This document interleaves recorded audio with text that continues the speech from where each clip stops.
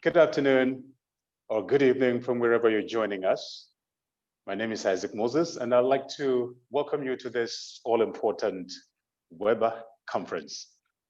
It's been ongoing. This is a series 04 of the conference, and we have very distinguished panelists who will be joining us today. And of course, the previous 3 editions had came up with a lot of actionable conversations, which already is making the rounds in the industry. And we're glad we got this started. And today, it's only going to get a lot further.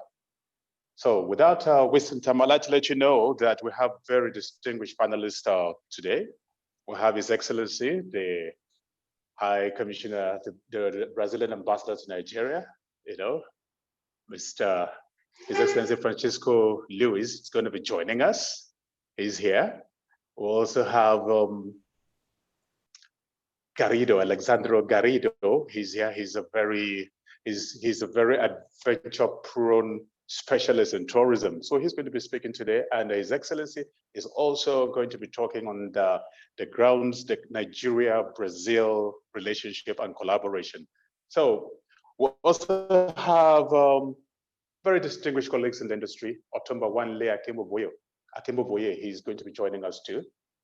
And the fact that I'm sure everyone joining from different parts of the world is interested in hearing how to access funds for tourism from Bank of Industry. Mrs. Cynthia Muka from Bank of Industry will be joining us. So it's going to be really, packed. It's going to be packed. I'll have Neka to hand over to Neka to continue from here and give us more details into those who will be speaking today. As I notice people coming, I'm going to acknowledge and welcome them. Thank you all for joining us from wherever you're joining us from. So let the show begin. Neka. Hi, okay, hello, good afternoon, everybody. Hello, can you hear me? Yeah, I can hear you. Good afternoon, everybody. Good morning and good evening, depending on where you're logging on from. It's a pleasure to always have you here with us. Isaac, I think you've done everything already, but let me just start by introducing our team. All right. On our team today, we have Miss Nena, we have Miss Fakoya Smith. She's in charge of the chat room. Nena, if you're here, please tell us what's supposed to happen in the chat room. Hi, Nena. Hello. Hello. Hello, Nena. Are you there? Unmute yourself. Are you there? I saw her. She's logged in, but she has to unmute herself. Look at her. I see her. Okay. Let's not waste so much time. We go on to the question and answer section. Will be headed by Miss Tracy. She's also our timekeeper. So when Tracy, are you there? Yes, I am here. Good afternoon, everybody, or morning. Good afternoon. Depending on where you're logging from.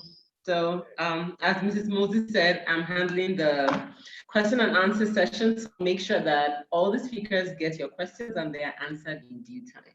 I will also be making sure that the time is well kept and nobody overdoses on time. I also see a very distinguished gentleman, Chief Abiodun Odus here. I can see him.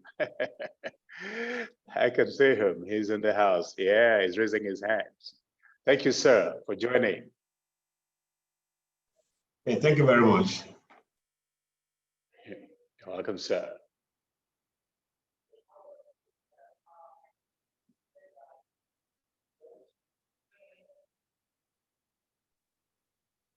Hello, Mr. George. Hello. Hello, hi, George. Hello, everyone. George here. We are the ones in the backroom office today, ensuring that everyone does not have internet and network issues. And also we are producing the meeting for today. So for your reference, if you want to share with your friends and families, you can let them know that we are also streaming this meeting live on YouTube. And the links will be shared in the chat room. Good. All right, thank you. On social media, we have Ayo and Martins. Ayo, hello. Hi, Ayo. Martins, are you there? Hello, everyone. Guys, say hello Good to afternoon. people. Hello, I can hear Martin. Hello, Martin. Hello, good afternoon, everybody. Good afternoon. Okay, so for our speakers today, we have Mrs. Omotayo Omotosho. She was a director at the Director General of Nigerian Tourism Development Corporation. That was many years ago. And she's deep neck into tourism. She's one of the people that when you listen to, you feel her passion when she talks. Then we have Isaac have already introduced Mr. Alexandria Garrido. He's expert in sustainable tourism. He'll be talking to us about adventure tourism, which is also an expert in, and the need for sustainable tourism. We have, wow, the ambassador is going to be exploring the Nigeria-Brazilian cultural similarities for tourism development. Then we move on to Otumba Wale Akimboboye. He's the founder of Lakampine Tropicana Beach Resort. He'll be talking about repositioning tourism sector as catalyst for economic development. And from Bank of Industry, we have Ms. Cynthia Muka.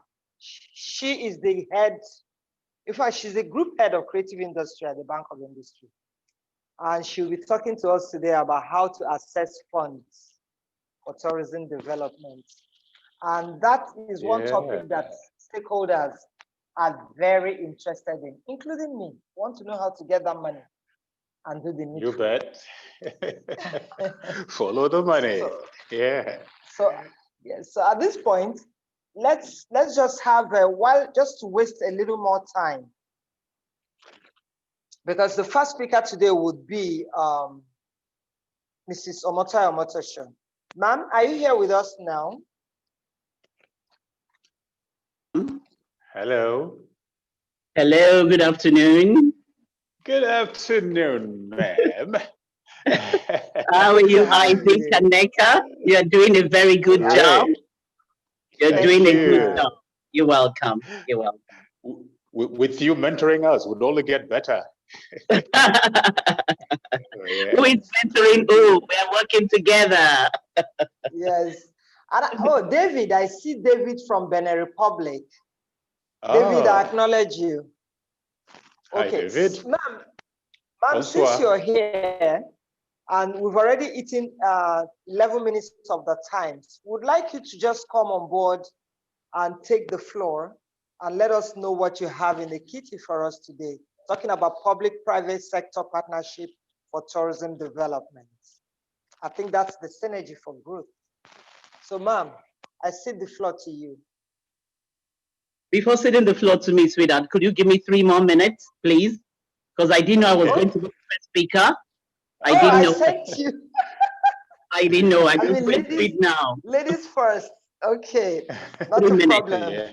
3 minutes. Not a problem. Thank you. So that 3 minutes, we're using it to let each of the speakers introduce themselves. I'm starting with Andrea Garrido. Andrea, please introduce yourself to our audience. Hello, good afternoon, everyone. I'm Alexandre Garrido. I'm from Brazil, and I'm expert in sustainable tourism and adventure tourism. I have been working in ISO, or organized the working group 13 in sustainable tourism, produce the ISO standards. And I'm glad to be here to share with you the information, knowledge about sustainable tourism and adventure tourism. Our experience in Brazil may be useful for Nigeria and other countries in Africa. Thank you very much. Thank you so much.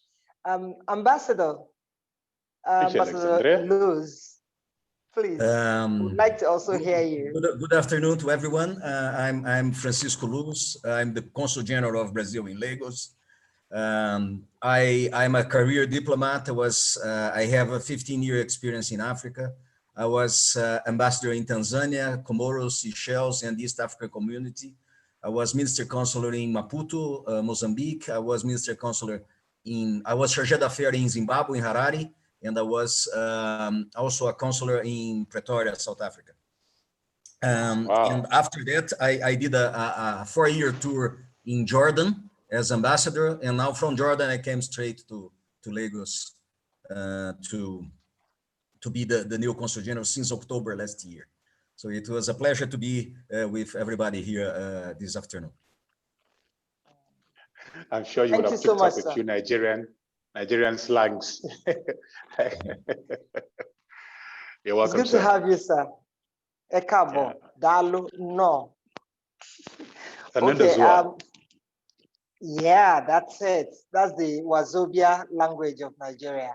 So from Ambassador, would like to also hear from Otumba Wale Akimboboye. He is the founder of Flakampine Tropicana. He wears so many caps. I'll let him introduce himself properly. So are you here with us? Hello, Otumba. Hello. Okay, perhaps he's yet. Otumba Wale with us. Okay. Can you hear him? Yeah, maybe he's stuck in traffic. No, there's no traffic with Zoom meetings. That's the beautiful thing. You can say that maybe the internet is slowing him down. Yes, cyber traffic. Oh, yes. Okay, so let me see. Is Cynthia on? Okay. I'm ready when you are now. I'm ready when you are, Neka. Okay. It's not yet Please kindly 3 minutes, but I'm ready. Okay, kindly introduce yourself to the audience. I'm sure a lot of stakeholders would like to listen to you this afternoon. Thank you, Neka. Good afternoon, distinguished audience. I'm Omotayo Omotosho, member Federal Republic. Good to have you here, ma'am. Can you hear me? Yes, we can hear you. Yes, we I are can. all ears. Thank you. I happen to be the Director General of Nigeria Tourism Development Corporation, by God's grace, some 20 years ago, because I was appointed August year 2000, and it was a 4-year tenure. And the topic I've been given today, it's something that is very, very interesting to everyone, because it cuts across. It cuts across all sectors of the economy. You're talking of commerce, you're talking of tourism, you're talking of trade, you're talking of industry, you're talking of tourism, you're talking of immigrations, the Internal Affairs Ministry and their activities. You're talking of tourism. What about environment? What about health? What about education? Tourism and the economy cuts across. And so I must commend NECA and my dear brother, Isaac, for doing a very good job, because it's unique. It's unique. I mean, you saw a reason to convert the lockdown period when all of us were locked down and we were not allowed to do anything. We weren't allowed to go out of our houses. You saw a reason to start this online. It's quite commendable. And as I told Neka earlier in the day, I see it as a journey. It is a journey that you have embarked on. And you can count on my support and support of all stakeholders that mean well for this sector. You can count on us. So I'll go straight to the dictates of the day. Public and private sector partnership as a synergy for tourism growth. I love to be practical, so I'm not going to make it theoretical. And I don't have a choice aside of being practical, because I've been there. I've been there for over 20 years, and by God's grace, I'm still there. So with the topic, I've coined it in a way that I call it a case study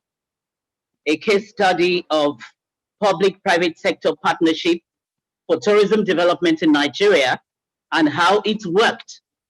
It's worked so well for us way back year 2000 when we were there. And I listened to one of our speakers who introduced himself a few minutes ago, and he talked about sustainable tourism. That is our focus, sustainable tourism. How can we sustain good initiatives and good ideas brought forth with the synergy of the private and the public sectors? Unfortunately, in Nigeria, most of the time, because of changing governments, we experience changing policies. That has been the bane of tourism development in Nigeria. Change of government brings about change in policies. A government that comes in from a political party will say, I don't want to do what that former party was doing when they were in power. I want to do something different. And we are saying no to this as stakeholders. Because if the good things we started year 2000 had been built upon, if there had been continuity, we would have gone far. We would have gone far in the sector. We were not waiting for government to give us the funds. And I'm so happy when NECA said 2 weeks ago at a forum like this, that we're not going to wait for government. We're going on. We're going on. When government sees private sector going on, they will jump forward. They will leap forward. Very, very, very cogent a point you made. And so at that time, we also didn't see a reason to wait for government. But I was wise enough to realize that I was representing the government as the chief tourism regulator for Nigeria, year 2000. So I needed my government to buy into the idea of promoting tourism, the idea of welcoming all private stakeholders in the sector, the idea of carrying them along, EFTAN, NANTA, NANTOP, even ANJET, Association of Tourism Journalists. I couldn't exist alone because a tree doesn't make a forest. And so the first singular assignment I did, looking at public and private sector partnership for tourism growth, was to go around my leaders of thought to let them know I couldn't succeed without their support. This sector wouldn't go anywhere without their support. The private sector are ready, but it's the government that should take them along. And that's why I commend this initiative that NECA and Isaac are not waiting for government. They are taking the bull by the horn. And so we will see a situation very soon when you will see authorities of government, for those that are still serving, jumping onto the train. And that's why I call it a journey. So what did we do? I saw a reason to come up with a private-public sector partnership strategy. As soon as I got to Nigeria tourism, and that's why I said what I'm going to do today, is a case study of what we did. It was a collective effort. No 20 or more shows could say she did it alone. Without the private sector buying into what we wanted to do and also synergizing with us, we wouldn't have recorded the success we did at that time. So how do we get everybody on board? The first thing I needed to do was to give visibility for the agency I was working in as chief executive. Because a lot of people were telling me, oh, they appointed you DG NTDC. Where is NTDC? What is called NTDC? We know NTA, we know NNPC, we know NMA, we know NIMASA, we know, they kept on saying that. I said, don't worry about that. I'm also in the media. I never knew about NTDC, but now NTDC is called Nigeria Tourism Development Corporation. So the first was advocacy, getting everybody on board. If representative of governments realize that they cannot do it alone, then our private sector would have been well brought up to the table, well, how would I put it, like a courtship, bringing them to the table to say, we must work together. So the first thing we did was to ensure everybody came on board. And by the time we did that, we realized we needed the private sector, the financial institutions, to have a tourism calendar of what we want to do. We have told the 36 states of the Federation, I've spoken to the state governors, I've told them that the tourism attractions don't start and end in Abuja. They are in the states. And I was ready to hit the ground running. So that's why I needed to engage them one-on-one. By the time they saw my commitment and my passion, they didn't make it difficult at all. They came on board. And I told them that the private sector are also ready to promote this sector. So from one state to the other, we mapped out their tourism potentials. I saw a reason to establish some zonal offices in the zones where we didn't have presence. Well, because we couldn't be dilly-dallying up and down Abuja to specific states when I'm supposed to be at work to work. So I had to wear my thinking cap with my directors on the table. And we did say, how do we get this done without affecting the job back home in Abuja? That is the head office of our agency. So we saw a reason to bring everybody on board, and we mapped out the 6 geopolitical zones of the Federation. And we chose specific tourism attractions in each of the zones. With that, we would have been absorbed of saying we're not engaging ourselves or being guided by federal character. Because when you hold a public position, you are not there because you are from Southwest. You are there because you are from Nigeria and you are a Nigerian. You are not there because you are a Northerner. And so you want to take advantage of taking good care of that northern part and leaving the eastern part or western or wherever. It must be cross-cultural. So I told my team, let's map out the tourism attractions of the 6 geopolitical zones with the private sector hand in hand with us. And so the banks were interested, the insurance companies were, financial institutions, accounting firms, name it. A lot of them would have their chief executives on the phone and called me, Madam Tourism, what do you want us to do for you? We have seen a lot of commitment displayed by you. How can we help? So I didn't wait for government funds. I quickly brought out my tourism calendar. We were proactive enough to have drawn out the areas we wanted to promote, having visited the 6 geopolitical zones of the Federation. And we were working on what we call sustainable tourism, so that when we leave, they will still continue. If policies of government would not change, we didn't have the control over that. So with the calendar from January to December, beg your pardon? Sorry, I said just to remind you to be mindful of your time. Yes, yes, I am. 10 to 15 minutes. I am. I have 5 minutes. Well, this is so interesting. Yeah, I have 5 minutes more because we started late. Don't forget that you started before I joined, but I looked at the time when I started, so you're right.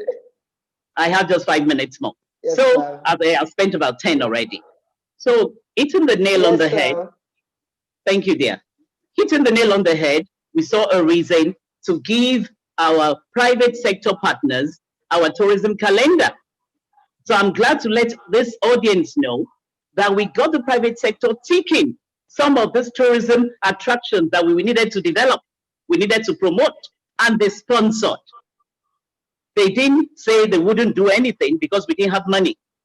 They said for us to have been serious enough to have drawn the calendar of what we wanted to do, we should come and dialogue with them. And so from each of the zones, we saw the likes of the chief executive of First Bank, Moyoade Ajekigbe, God bless him. He promoted and sponsored most of our activities. I saw Tony Elumelu, then at Standard Trust Bank. Tony promoted and sponsored most of our activities. The same with late Remy Olowude. I call him Uncle Remy because he's much older than me in our culture. The initiator of IGI, Insurance General, Industrial General Insurance. So we had everybody come on board. So they see us doing a lot of things. Lots of the tourism attractions were promoted. Arugugu Fishing Festival we decided to package it as business tourism. Not just some few people coming there and the locals diving into the sea. No, we made it business tourism. We had ambassadors go with us. We had friends from overseas, from America, from Europe, from South Africa, tourists come in to explore Arugungu. From Arugungu, we went to Yankari National Park. It was Yankari Game Reserve, but we were able to develop it to a national park because the governor was driving it. Cross River State, Donald Duke was on ground, together with his wife, our amiable honorary. Both of them promoted tourism doggedly. And so we created what we call tourism circuit. Because in Cross River State alone, you have ecotourism, adventure tourism, sport tourism, slave route tourism, name it, conference tourism. About 8, 9 different products in one state alone, sponsored by the private sector, galvanized by the National Tourism Agency, NTDC, and the state governor driving it. That's why till today, people call Donald Duke Mr. Tourism. We left there, we came to Lagos Southwest. We promoted Oshun, Oshogbo. It became World Heritage Festival, World Heritage Site. And so today, it's still World Heritage Site. La Campagne Tropicana, awesome. Because Wanle, being a very, very proactive tourism promoter and investor, was more than ready for us. And God did it so well. We now had the most prestigious beauty pageant in the world, Miss World, won by a Nigerian. The very first time a black lady will win that contest, Agbani Darego. I was proactive enough to say, I want her as my trademark. She's going to be our tourism icon. That's why I said God is so faithful. When he sees you committed to what you're doing, he makes the job easy for you. And Agbani was so interested in promoting her nation. So she came from England. We took her to our tourism attractions that we have already developed with the private sector since they got our own calendar and they have been ticking and supporting. And so Wanle said, Tayo, please bring your team if you don't mind. I'm ready to receive you. And together with the leadership of Lagos State at that time, First Lady Mrs. Remy Tinubu was the First Lady. We were able to go to La Campagne. And of course, in La Campagne, you would have another set of tourism products, over 7, 8. Beach tourism, adventure tourism, ecotourism. We were there for 1 week. Miss World enjoyed herself. It was at La Campagne. Agbani told me, Auntie Tayo, do you know what I want to do now? I said, what do you want to do? She says, I'm going to call all other beauty queens all over the world and host them in my country, Nigeria. They need to come to Nigeria and see. I never noticed my country is this beautiful. I felt so pleased. And she did. The beauty queens came, over 110 of them. And by the time we needed to take them to these tourism attractions, unfortunately, our friends from the other side of the nation, especially the core non-Christians, said, no, they do not want them, no, because they thought they will be parading in bikinis, panties, and bras, and that's not it. We tried to inform them, we tried to educate, but they said no. But thank God, they still saw our potentials at the Federal Capital Territory in Abuja and in Cross River State. So they were able to go back with some beautiful memories. We would have shown them around Nigeria if we had that opportunity to take them up north. I shouldn't end this by saying that, by forgetting rather, to say that even in Lagos State, the governor then, Bola Tinubu, promoted tourism so well, and the private sector were ready to drive tourism. If we can sustain tourism in Lagos State, every other state would follow. The Black Heritage Festival was birthed at my time with support from the private sector, and we had all American mayors, over 100 mayors from America visiting Nigeria. They said they want to trace back their roots because they believe they originated from West Africa. So what am I saying? 2 weeks ago, and I round up on this note, 2 weeks ago, Neka and Isaac did a beautiful presentation again, where we had the focus on the impact of Nollywood, the creative industry, in tourism promotion. And that reminded me what we did when we were there. It's a low-hanging fruit. And I'm so happy you are laying emphasis on this. And we're going to be laying emphasis on it from our own end too. Fred Amata, together with the governor of Cross River, Donald Duke, came up with the Amazing Grace movie, a beautiful movie, that the Amazing Grace song that we sing all the time emanated from the slave merchant who was leaving Calabar Port on slave trade to the West Indies, and the Lord touched his heart. So the governor saw a reason, oh, if it emanated from my port, I must give this a big deal. And so we did. And so at the presidential villa, they gave us a state house to use. And this is very, very significant. I'm going to rest on this because I remember Chidi making a point that why don't they allow our Nollywood actors and actresses to film the presidential villa, Aso Rock, and all that? You wouldn't be able to go there if you do not have a government representative speaking on your behalf. I saw a reason to engage Mr. President at that time to let him know how this would blossom and bloom the sector for Nigeria. And Governor Duke was doing the same from his own end, calling the president that we want to use the State House to launch Amazing Grace film. And every press that matter, the entire world press, they were there. At that time, the tourist traffic blossomed. And so we had a high traffic, tourist traffic into Nigeria. The ITB Berlin also made it so. On this premise, I've got to rest. I know some people might have questions. When we get to the question session, I'll be able to shed light on that. Thank you so much. Thank you.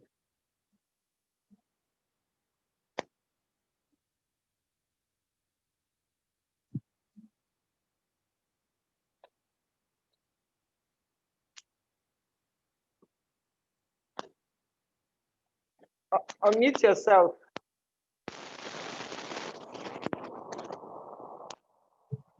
Hello?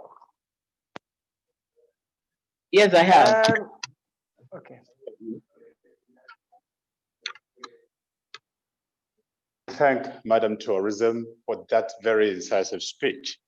Well, she just regaled us with all that happened during her tenure. And one thing is very evident. You guys did a wonderful job. However, one of your projects, only one particular one still stood out. But for some reason, I don't know why it went down, like the Argungu Fishing Festival. The only one among your project that still stands now is the Oshun Oshobo Festival. I don't know what happened. I don't know what went wrong, but the Argungu Festival was a flagship tourism event. And you guys built the equity that huge. What happened, Madam Amutosha? What happened to Argungu Fishing Festival? Well, Isaac, is a very good observation. I would say that the problem is simply lack of continuity. It's lack of continuity. The governor in charge of Kebbi State at that time, Alero, was a hands-on governor. And so when I called him to say, I want to visit him, he said, I'm available. You want to come tomorrow? I went there the following day and he listened to us. I went with my team and he said, oh, what I want is Arugungu to be brought back because it was dead for about 4 or 5 years before he became governor. So he drove it, Isaac. We need our chief state administrators to start driving tourism. Alero drove tourism when he was governor in Kebbi. And accidentally, that was the time I served as DG.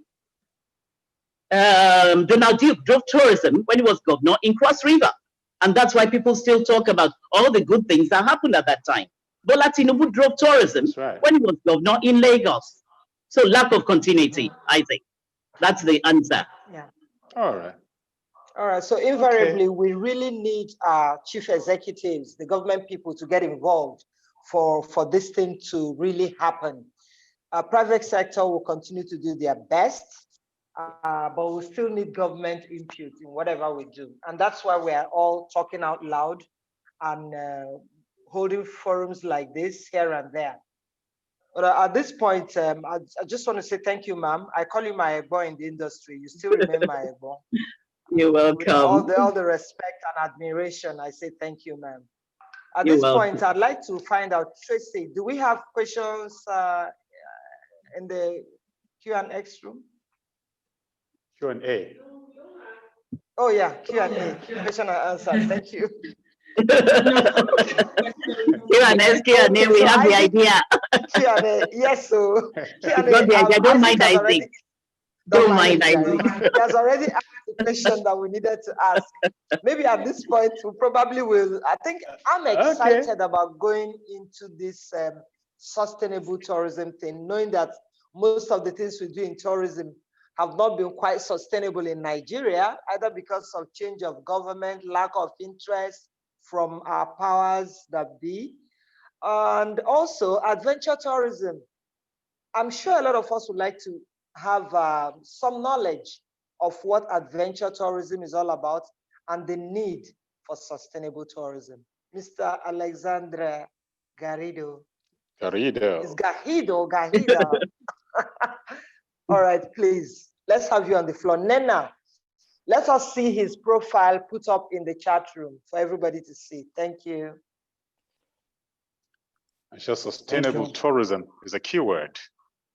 So Yeah, Mr. Garrido is going to do justice to it, yeah. Yeah, thank you, Neka. Thank you, Isaac. If you allowed me, I would like to show some slides, just to give you more information. So I will share with you my screen. Okay, while you're trying to share your screen, can you tell us a little bit about yourself and what you do for the Brazilian tourism and even world tourism? Because I know you very well, I've read you up as well, but I think our audience need to know who you are. Okay. I'd like to start to say thank you for the opportunity. I'm very happy to be here. My name is Alexandre Garrido. I'm from Brazil, and I'm an expert in sustainable and adventure tourism. And today I'm here to show how we face some challenges in developing tourism in Brazil, in particular using standardization and certification process. So we believe in the technical way to fix the problems in the market in tourism. So I'd like to start saying about our history begins, start at the beginning of this century. The context in Brazil was that the economy and tourism sector was growing up. In particular, adventure tourism growing up more than others activities. Ecotourism is growing as well, and the discussion about using tourism in natural and protected areas. At that time, you have a number of enterprises who were growing in tourism. And I think it's important to highlight that we have a group of NGOs who start a movement about sustainable tourism in Brazil, developing the principles of sustainable tourism, a very important document that we use it. So unfortunately, we have accidents in adventure tourism. Fatal accidents were happening, and this changed our perception about the safety in adventure tourism. Besides that, we have a low culture of management for the enterprise in Brazil. And at the same time, we have the Brazilian tourism minister was recently created. So this context, this situation, this scenario, gives us an opportunity to prepare a strategy.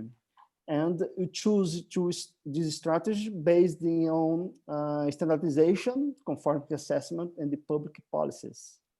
The idea is to use these tools to fix the challenge identified in tourism. So for that, it's important to develop a technical assistance for the companies, including methodology, training, consulting services, and other important activities. I will show more details about that. So we started, as you can see here, we started with the engagement of the interested parties. I think it's very important to have collaborate in the engagement and the relationship between the public and the private sector, of course. And we start to develop these standards, which is very important, very important step, because in fact, the content of these standards is the solution is the technical solution for the strategy. And in this case, it's appropriate to ask when we started to develop standards, which is content is relevant to improve the quality of service, or which is important to increase the safety in the operation in adventure tourism, or which is important to become a business more sustainable. So when these standards are done, we start the second step, which is to develop a method for implementation for the companies, these standards, especially for the small companies. And we start the process to training companies, training consultants. And it also is important to prepare mechanisms to promote support the implementation methodology, such as guides of interpretation and implementation of these standards, case of success, videos, and other information.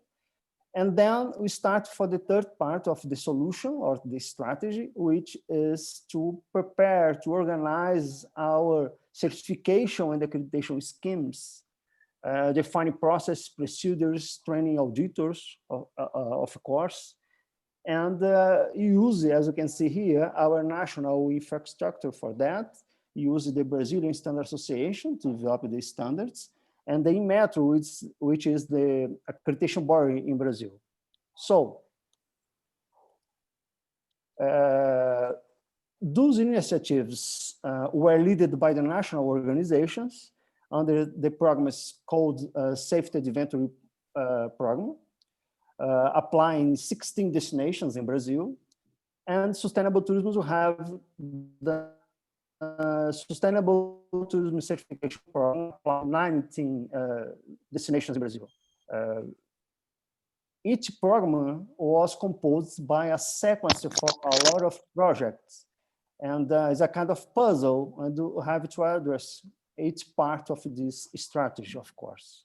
So in sustainable tourism, you produce 3 national standards. The first one is about sustainability management system for accommodation establishment. We started at that time the solution for sustainable tourism with accommodation establishment.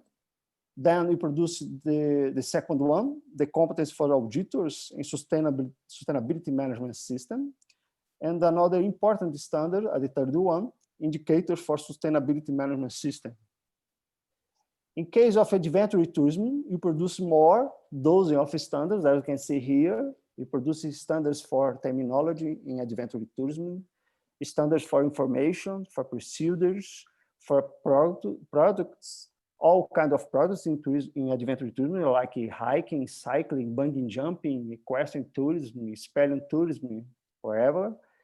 And these standards was producing in few years, engagement the private sector and other interested parties. And of course, we produce the main standard, which is the safety management system standards. So these 2 programs give us some results, such as in adventure tourism, we got 94 certified companies at that time. I'm talking about 2011. Training, you mobilize more than 5,000 people and qualify more than 600 companies in safety management system for adventure tourism activity providers. And the sustainable tourism, we got 10 certified companies in 2007. And we qualify 500 people and 3,800 companies. So, although we haven't planned at the beginning, then we decided to give this Brazilian experience in standards to ISO. So we proposed to elaborate, to create 2 ISO standards under the TC 228. It's a technical committee from ISO about tourism and related service. And in this situation, in 2011, we created the WG7, which is about adventure tourism. and we created this standard, ISO 21111, safety management system for adventure tourism activity providers. And for sustainable tourism, we created in 2016 the WG13 Sustainable Tourism, and we produce this standard sustainability management system for accommodation establishment. So the ISO 21441. We decided that approach because we believe the management system could give flexibility for all kinds and size of companies, and at the same time to strengthen the management of this enterprise. In my opinion, it is important because now we have international standards can be used for other countries or destinations as a basis for new strategies or new activities. Well, I'd like to share with you my personal blog when you can check more information about sustainable tourism in particular. I have been trying to write about this subject.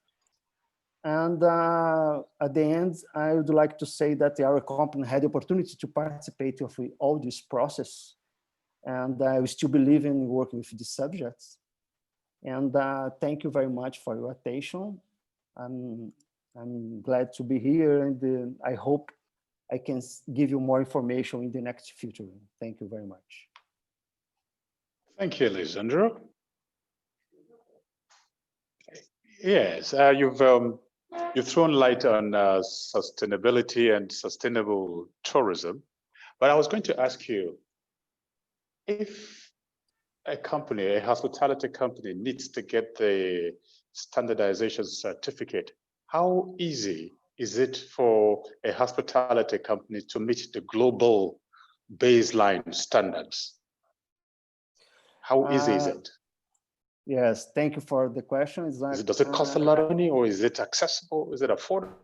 It's important to understand that this standard is about a management system standard, which has the flexibility to fix for all kind of companies. So for a small company, it's easier as a big company to organize your management according to this standard. It's important to say this standard is based on the idea to address all impacts of sustainability that this company produce. So it's easy to organize the way that they do business according to these standards. I can't hear him. Yeah, sorry, can you hear me? Hello? Yes, we can hear you. Please go on. Yeah. So I'm talking about this. It's important to organize the management system according to this standard. In fact, the sustainable tourism for companies is a new kind of a new approach for the management of the tourism activities. And this pandemic that the COVID-19 show us how it's important to manage all the impacts that you have in the tourism. And we believe this a good way to organize and give more tools for this company to do business according to his strategy or objectives, and to show the public, the clients, how sustainable you are. So that's it.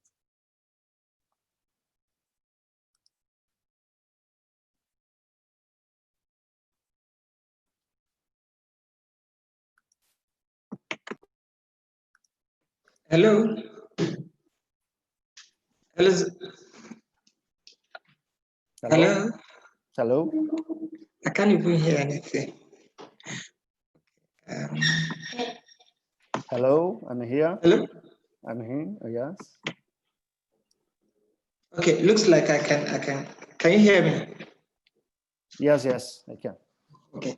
Oh, thank you so much. Already, some people in the chat room. We can hear you. We can hear you. Okay, some people in the chat room have already asked for your presentation, so you have a lot of interest. People are interested in what you do, because what we have here today are specialists in the industry. So these are people you will eventually have to connect with. Tracy, I understand we really don't have a chat room. What we actually have is we don't have a question and answer room. What we have is the chat room. So please help us look through so the questions that should go to any of the speakers will go to them timely. They'll treat the ones they have to treat right away. And any question that we don't treat at this time will be sent to you via email. And I'm sure you graciously respond to those questions so that our audience would get more value from your presentation. Okay. And if you like, I can share my presentation as well if people That's like what I'm to. saying. We'll share your presentation with all of them. Okay, We will thank you very send much. everything via email, yes, to all of them, those that are registered. Thank you so much. Now, Tracy, do we have questions that we need to take up immediately? No, we don't have any questions we need to pick up immediately, except those people who want the slides sent to them. So you can just send me a private message with your email address, and then we'll forward Mr. Gary to you. Nena, any question?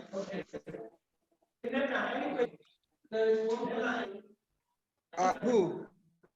Back on.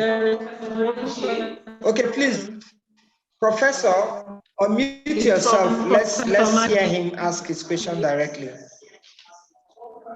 Yes, it's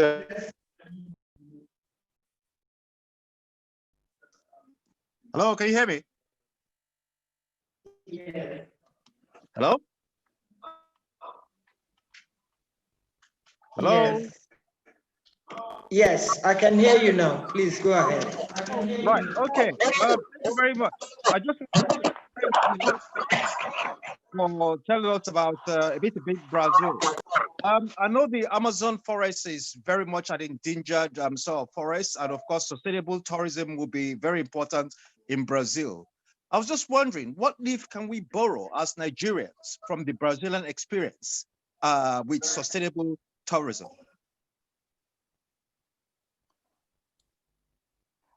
Sorry, if I understand, we're asking for as we can change experience. And in this case, I think we have a good project in sustainable tourism in Brazil using standards. Someone don't use technical standards, but we have a lot of initiatives here in some destinations have a kind of success to organize sustainable tourism. So we have a lot of hotels with management system in sustainability. I think we can change to extend this experience, show you some cases of success. I think this is a good way to show how these projects get the results.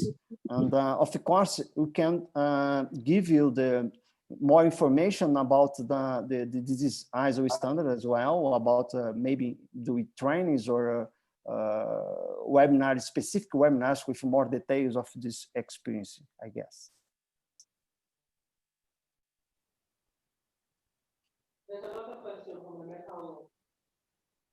Okay. There's another question from Emeka. Okay. And it's directed to Mr. Garrido. So Emeka says, how can Brazil extend its tourism strategy to Nigeria? Are tourist businesses open to partnering with Nigerian promoters? This is Brazilian.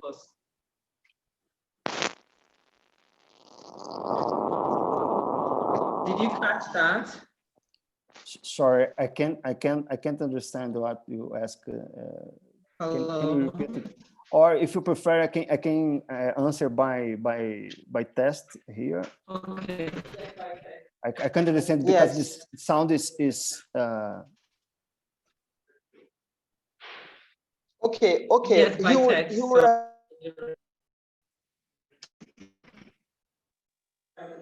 If you don't mind, I can answer by the chat. It could be because I can't answer all the questions. Can listen all the questions? Private.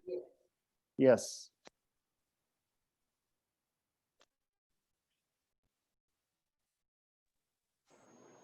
Yes. No. Okay, it's fine. You can answer those questions by text message or Okay, you send I can it hear them. via email. Okay, so let's not waste so much time. At this point, you know, we have wow.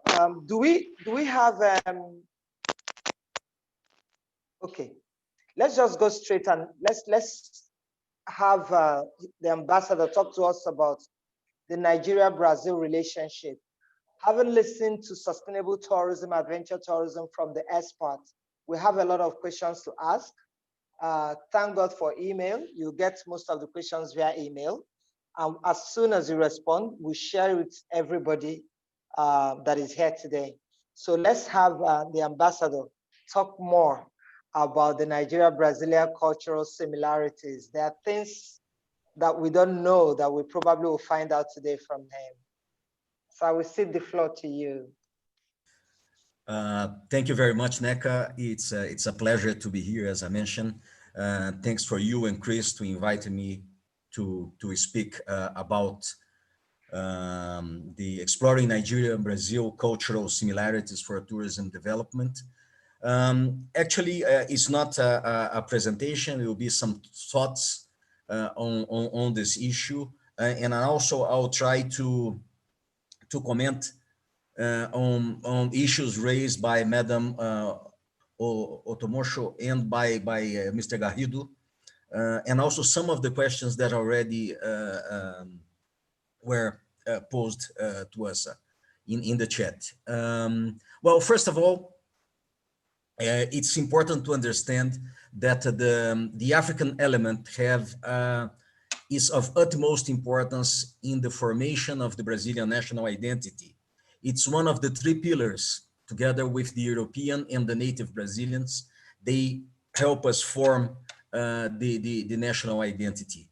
I think most of the people are aware that Brazil received during the colonial period around more than 4 million slaves that work in the Brazilian sugarcane plantations.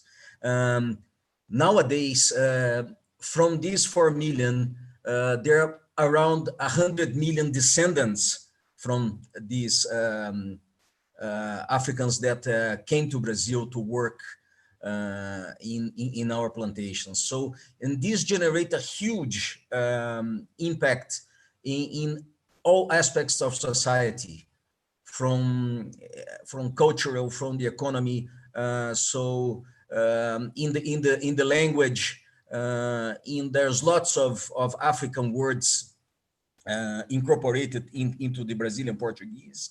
The Brazilian cuisine, especially in Bahia and Rio, has a huge African influence. The music, of course, the drums. So it's this is undeniable, the importance of the African culture in the Brazilian cultural formation and our national identity.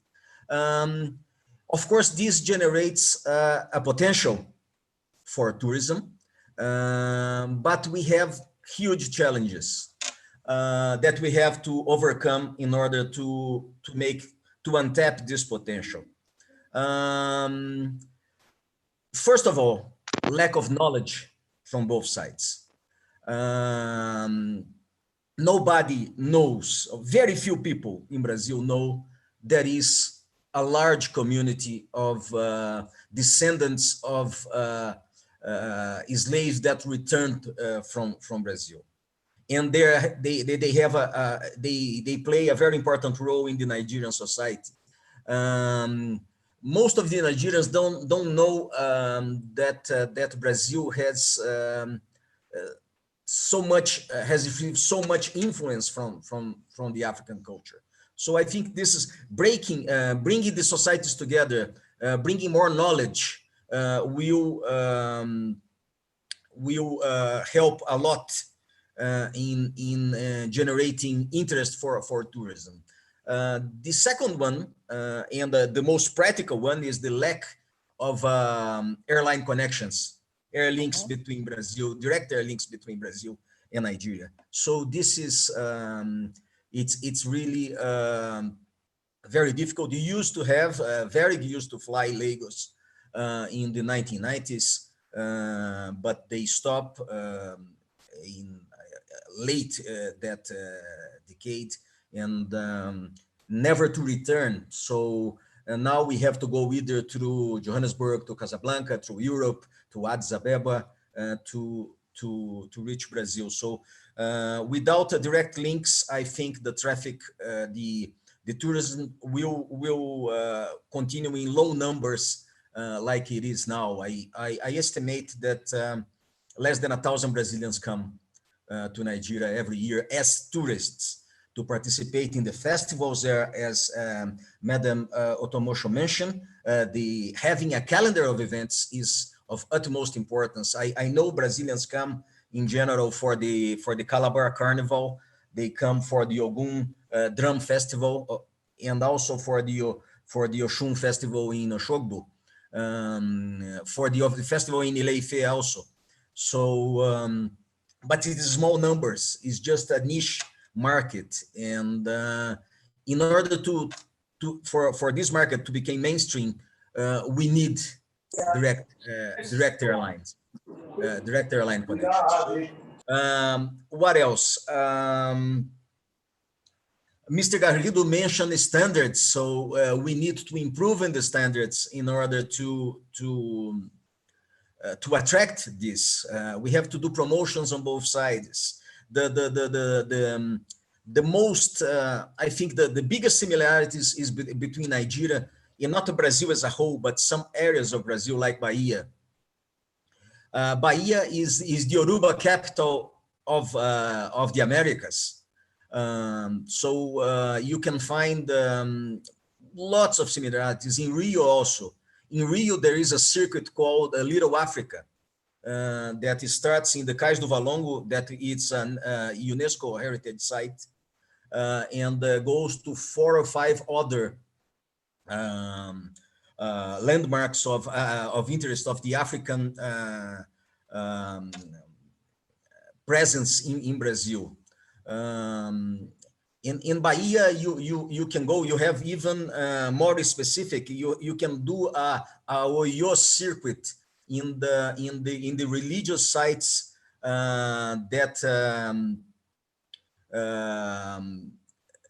from Candomblé that are linked to the Alafim of Oyo, that pays respect to the Alafim.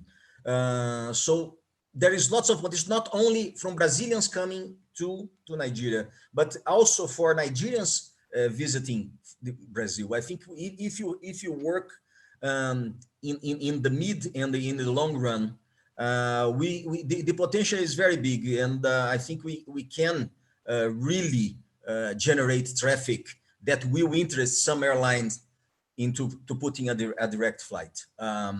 You used to have, until before the pandemics, we used to have a nice link through Cape Verde, but these flights are canceled until next year. It looks like the flight to Salvador won't come back. They will keep only the Fortaleza and the Recife connections. But anyway, it's close enough, and it will be the shortest way to Brazil. It will be 4.5 hours to Sal, and then another 4.5 hours, either to Fortaleza or to Recife. And this is very important to generate traffic. Another question that I heard, it was operators in Brazil are willing to work with operators in Nigeria. Of course, if the product is good and you can find a niche market in the diaspora, or even sub-niches like in adventure tourism, I think we can work very easily. It's just a matter of improving the standards, getting the direct line. I think this will help a lot in bringing in bringing more Brazilian tourists to Nigeria. I think there is the soft power of Brazil in Nigeria, as I feel in the less than a year that I'm in the country. It's quite remarkable. When you say Brazil, a smile comes immediately to the faces of a Nigerian, for the Nigerians. So it makes it's very easy. So I think we understand each other quite well, but we have to go beyond this. No, it's not.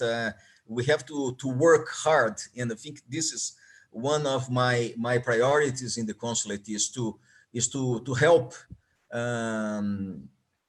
both sides come together and try to bring our societies together, to bring more knowledge through culture, through tourism.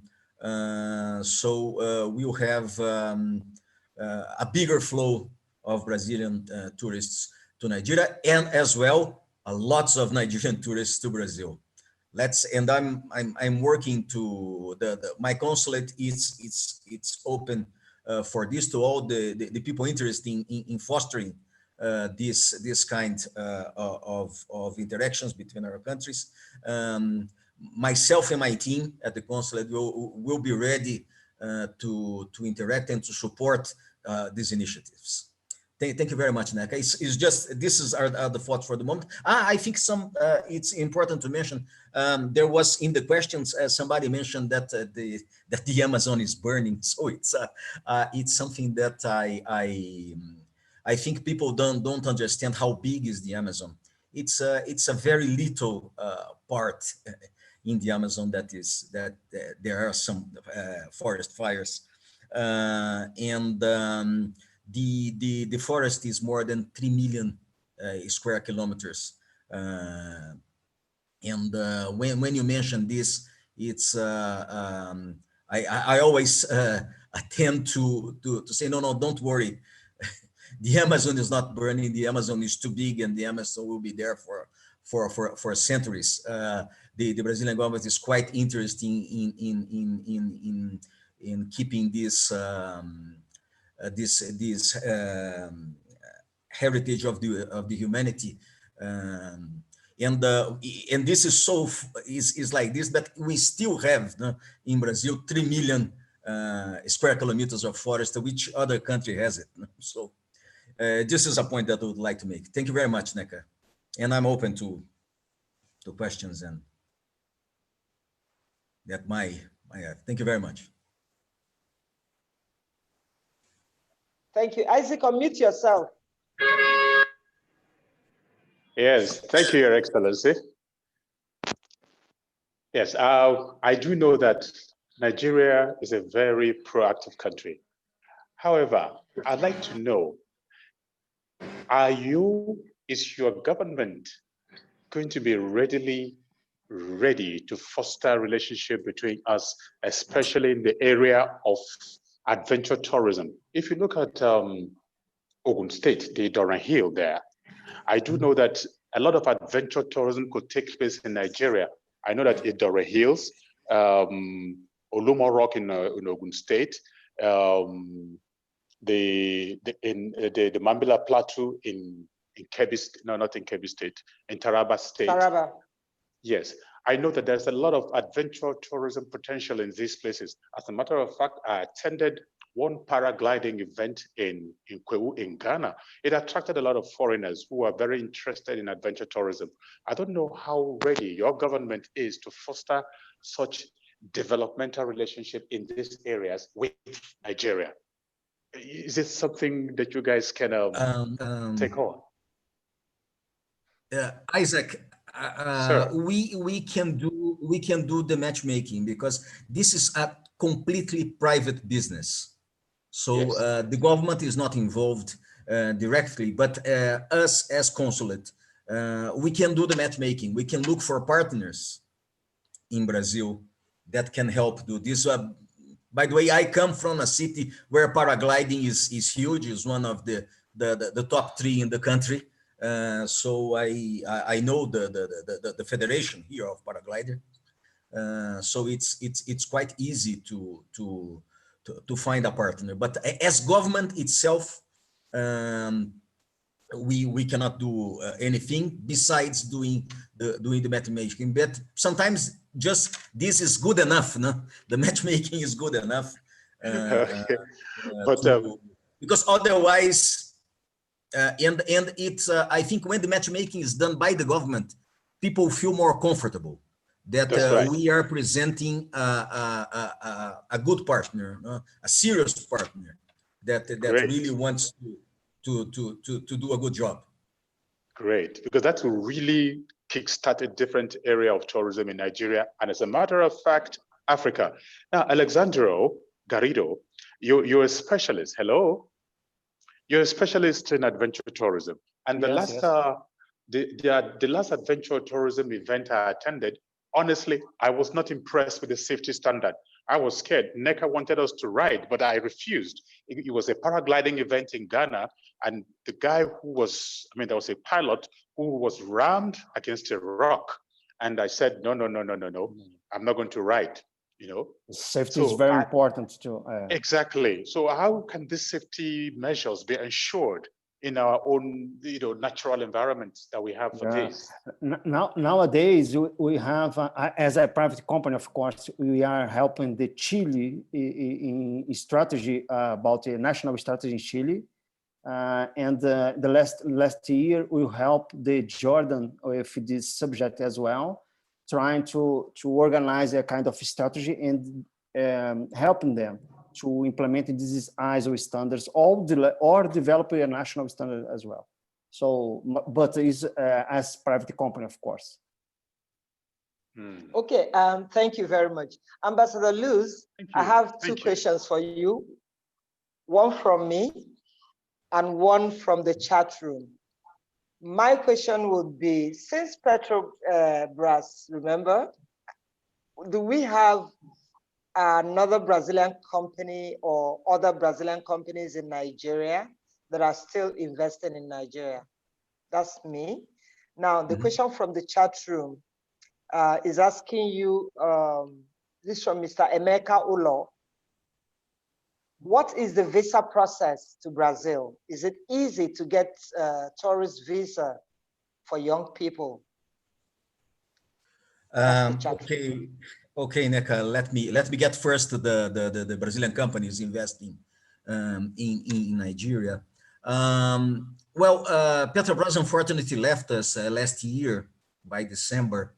They sold their assets to an American company, American-British company. And big investments in the moment, no. We have small investments around from up to $10 million.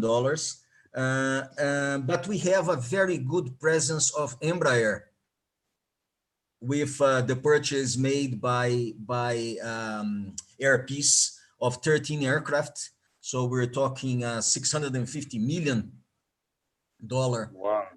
investment for Air Peace in Brazilian aircraft. Besides, I understand Bristol also have a couple of Brazilian aircrafts. And this will make probably in the future Embraer has to invest in increasing the size of their office in Nigeria, maybe putting a maintenance center. I think this will be a good presence and will help a lot in even generating traffic, no? And I really hope Air Peace could be interested in flying to Brazil. In the agricultural sector, also there is some interest from Brazilian companies in investing, especially in agricultural machinery, starting with CKD plants. They're going to bring the equipment just to assemble. It will be just assembly lines initially here, but then we move to a full industrial plant. But this I'm talking about 2-3 years. Let's see. I'm very optimistic about this project. And now about the visa. Visa takes in general 3 to 4 weeks process. I will ask, I think it was Mr. Emeka that, Emeka Olor that asked, please check our social media, our web page. All the information is there. There's a list of requirements, especially means of being in Brazil, financial means to pay for the ticket and stay in Brazil for as long as you want. The visa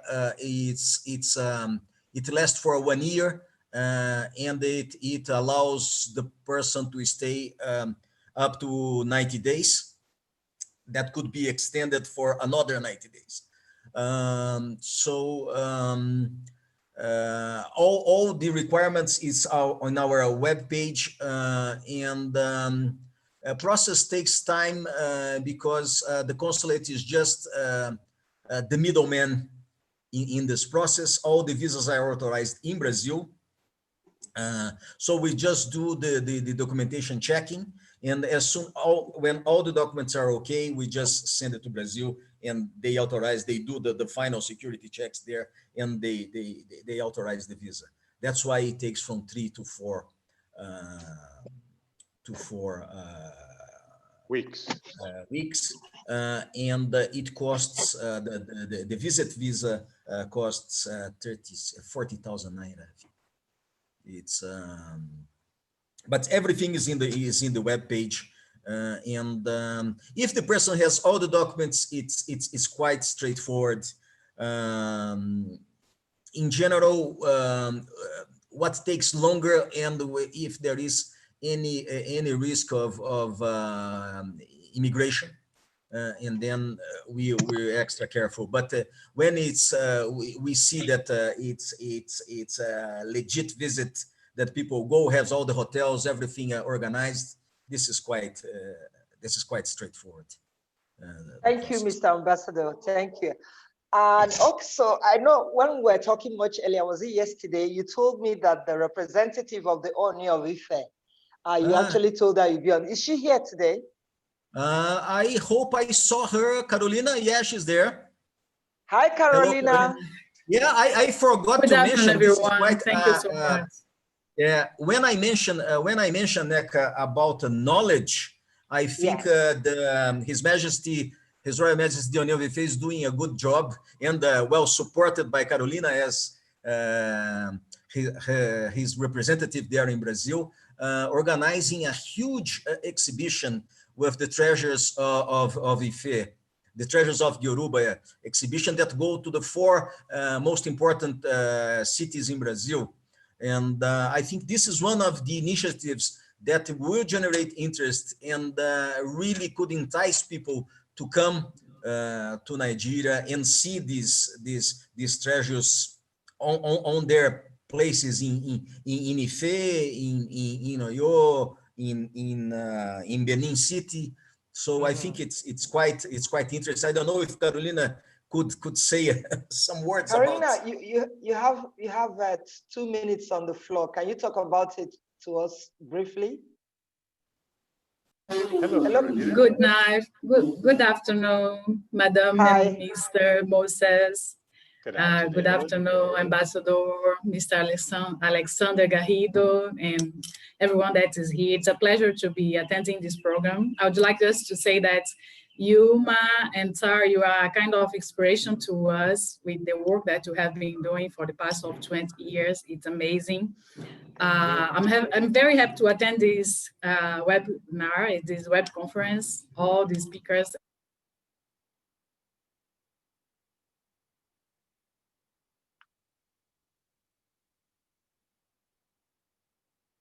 Oh my. I can't hear her anymore. I can't hear her. But I can hear you. We've lost her. Yeah, we can't hear. No, I'm here. Somebody just muted me. I don't know. Who muted you? That is wrong. Okay, I can hear you now. I don't know. The internet muted me. I think so.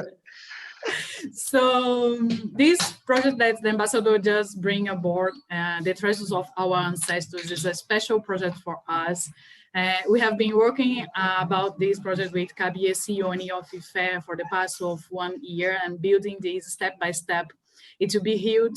KBSC, our Imperial Majesty, he is really convicted that the diaspora need to be more connected with Nigeria, and especially we're talking about the Yoruba diaspora. For the past of 2 years, that was his first visit to Brazil, 2018. He was moved by the sentiment that there is no other way to the Black population around the world move forward if you're not united and if you're not together.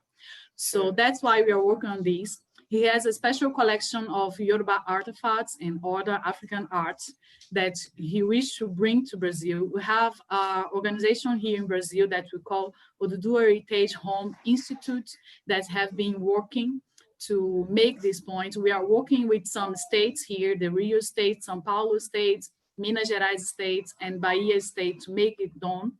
And after Brazil, of course, we're gonna take this exhibition around the world and go back to the home. That is Ileife, where he's building a proper museum to receive these artifacts. So we are very excited about that. We wish to collaborate with all everybody that is here, and we can think together how can we maximize these opportunities. The embassy, the Brazilian embassy, is a very key point for us. We have doing a very beautiful open 7 September 2019, there in the embassy. We have displayed some of the artifacts, not all, because the collection is around 400 pieces. But in the embassy, we bring some ones and we display that ones in the embassy, and it was wonderful. It was beautiful.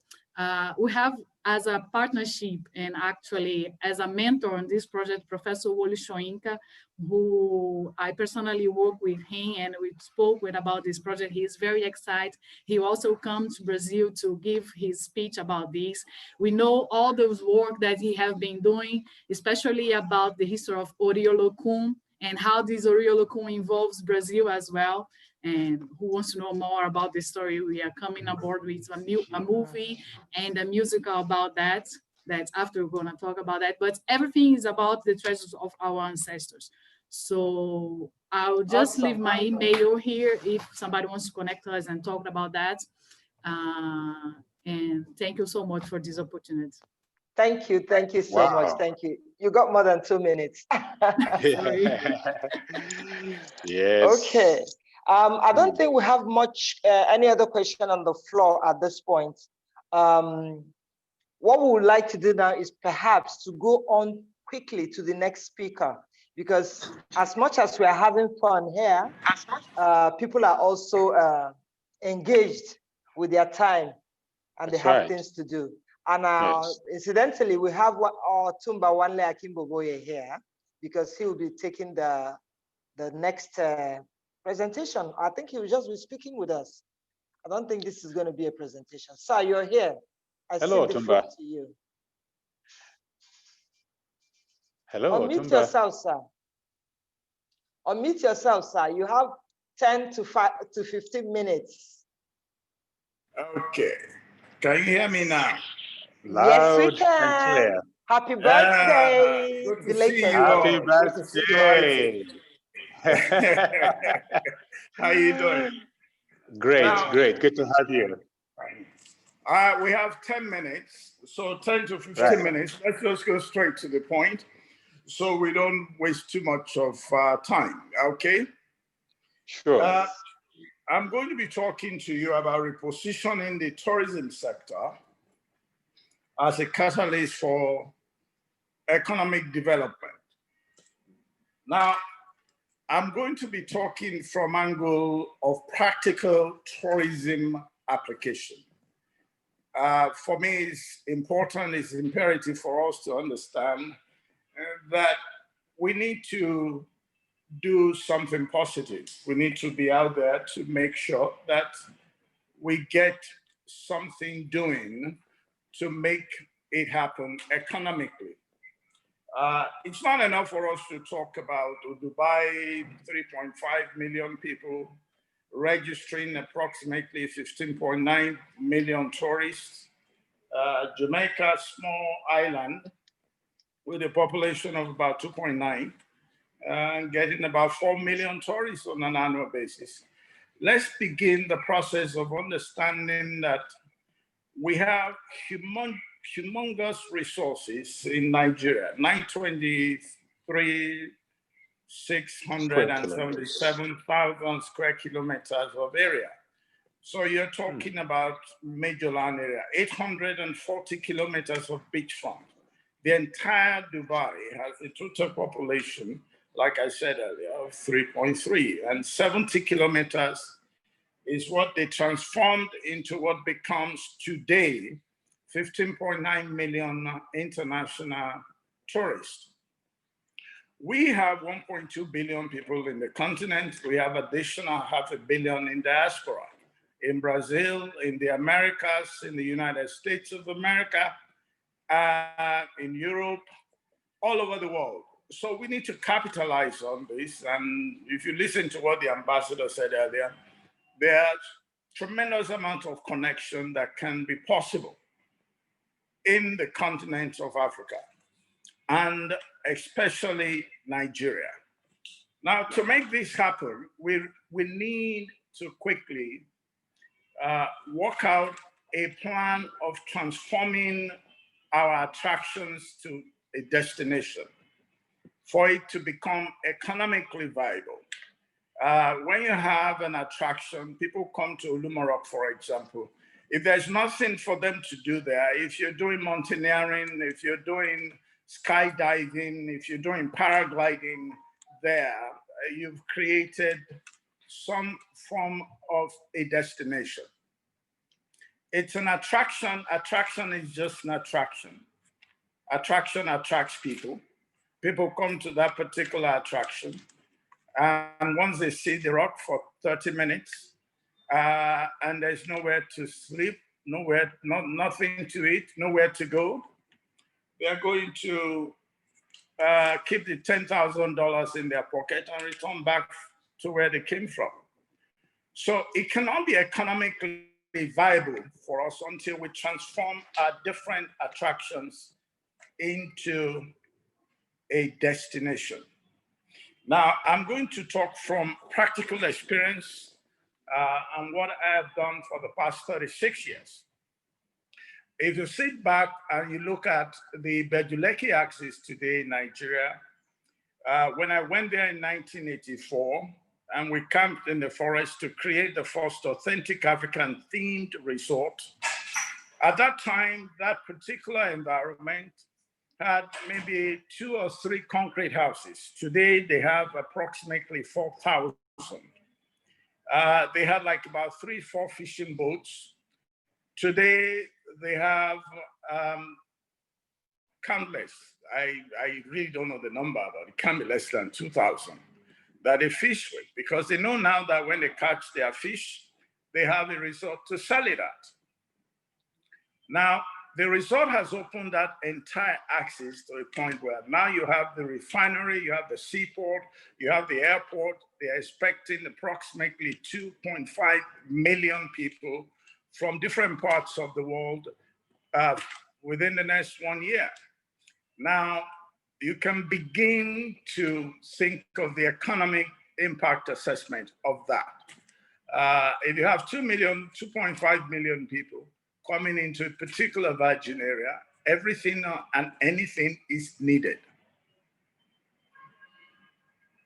So in doing this, our major focus must be that we must first identify what we want to be known for. In my case, I believe what we should be known for is cultural and heritage tourism. If you hear what the rep of the ONI was talking about, it's all about heritage tourism. It's all about cultural tourism. And let us be known for that. We should be the cultural and heritage capital of the world. And we need to weave our tourism around our culture. That is when we have absolute and total advantage. To have an advantage, you take advantage of your advantage. When you do take advantage of your advantage, you have an absolute monopoly. Now, that is what we have. We have within the Western region, the Southwestern area, you have the Onis Palace, you have the Donley Hills, uncountable attractions that now must be transformed into a destination by weaving around a proper tourism products that will yield economic benefit for different people in that specific area. Now, when you weave it around your culture, basically what it means is that everybody in that particular environment can partake in it, can be part of it, because it's weaved around their culture. And they have very good knowledge of their culture. They know what they're doing. So we need to build the economy from bottom up. We have 774 local governments, and every single local government, be it Badagry, be it the Kurudu axis, be it any of the 774 local government, you will find some major attraction that you can weave around and transform into a destination for economic development for Nigeria. It's not enough for us to say we have $480 billion GDP when a small country like Japan, with 337,000 square kilometers of area and with access to just barely 15% of the land area, that is about 60,000 square kilometers of area. That is about the size of Togo, for example. And they're doing a total turnover GDP of approximately $4.9 trillion. So if we take advantage of our advantage and we reach out to our brothers in Brazil, those in the Caribbean, we are lucky. We need to transform the lemon we refer to as slave trade. We need to add a bit of water, squeeze that lemon, add a bit of water, add a bit of sugar, and transform it into a lemonade for everybody to drink and be refreshed, including the great-great-grandchildren of slave masters and slave owners. So building the economy from bottom up, for me, as far as I am concerned, I believe strongly is that we need to identify first what we want to be known for. We need to go to virgin areas and create that destination and different destinations that we can throughout the 774 local governments we have in Nigeria. The impact assessment, we can economic impact assessment or trickle-down effect of us creating an African-themed resort on that axis since 1984 and working at it till today cannot even begin to be quantified, because it has brought different types of industries, from the fertilizer plant for refinery, so many other estates. My time is coming up. I have like another 1 minute, and in rounding up, I would like to really point to us that the best aspect of all of this is that tourism is a sector that has absolutely no entry level. You don't have to have a master's degree. You don't have to go to a university. Some of the cleaners at the resort today, most of them have built their private and personal houses. Some of them with 2-3 houses. So that is how you begin. They have mixed with ambassadors from different parts of the world. They have a better understanding of other people's culture. They are more tolerant to people's behavior pattern. So these are all the things that I believe very strongly, that as a people, our major focus must be weaved around that, must be weaved around identifying what we want to be known for first and going to work to make it happen. I will say point blank that, of course, the lack of platform that we are suffering from today, from lack of tourism product and destinations to enjoy is the undoing of yesterday men. And I believe strongly that for us to build a very solid platform for tomorrow's people is in our hands today's people. I thank you. My time is up. It's exactly 10 minutes. I'll take questions now.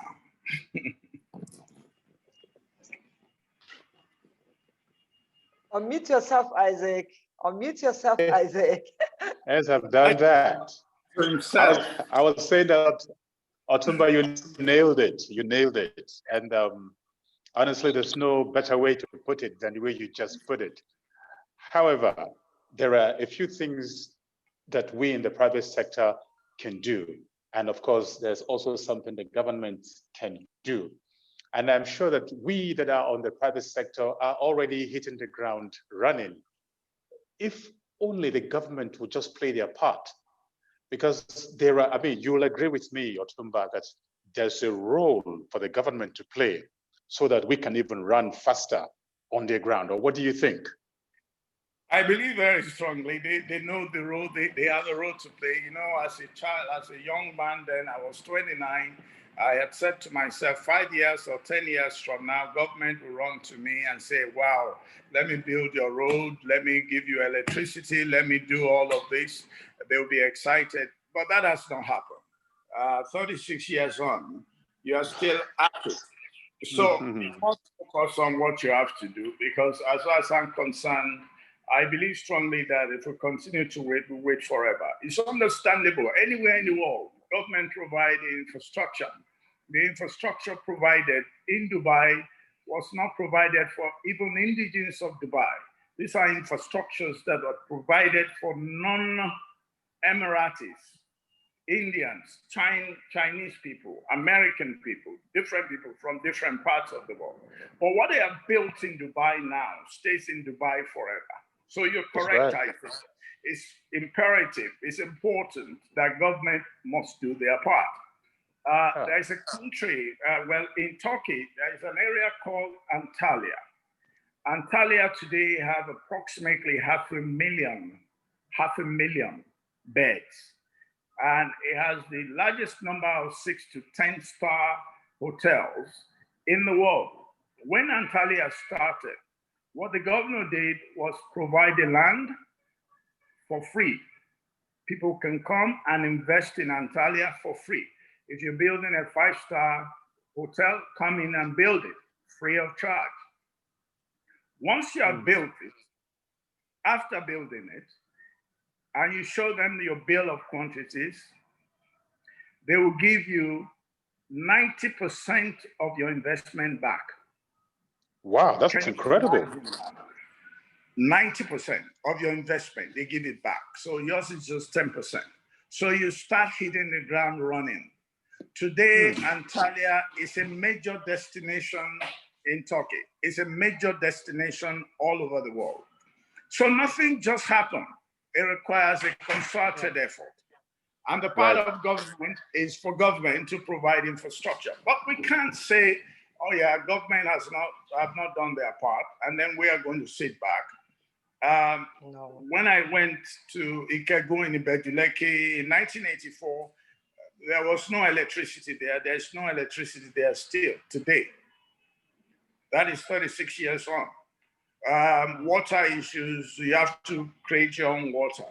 So if you look at all of that, you will realize that if I had waited for government, all of those people that have built their private houses, all the different opportunities that have come through trickle-down economic activities in that area would not have happened. That's right. So we must just move on like we've been kicking on. You've been at this for 20 years. I don't know why you don't own your own television station by now, but no problem. I think we'll get there. Thank you so much, Otumba. Thank you. We have learned a lot from people like you who have been there for 36 years.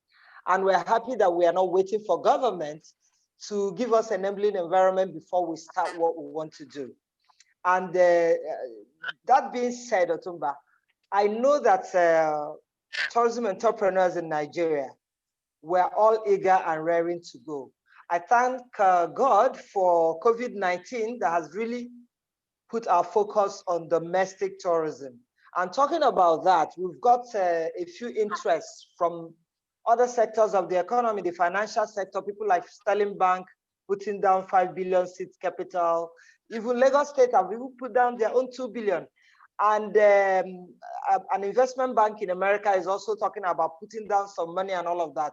But I understand, Otumba, that there's this committee, is the Domestic Tourism Committee that you're a member of, or you're the chairman of, or something. Now, what is the essence of that committee? What are you trying to do with that committee? Well, what we're trying to do with that committee is to design a roadmap, create a plan for tourism development, and stop talking, act, put in place structures, create products, create unity, make sure that we work together, understanding the fact that tourism is symbiotic, and understand that we create products and a central place where tour operators can go and get and rent their own brand new buses for the day use, branded in their colors, if they like.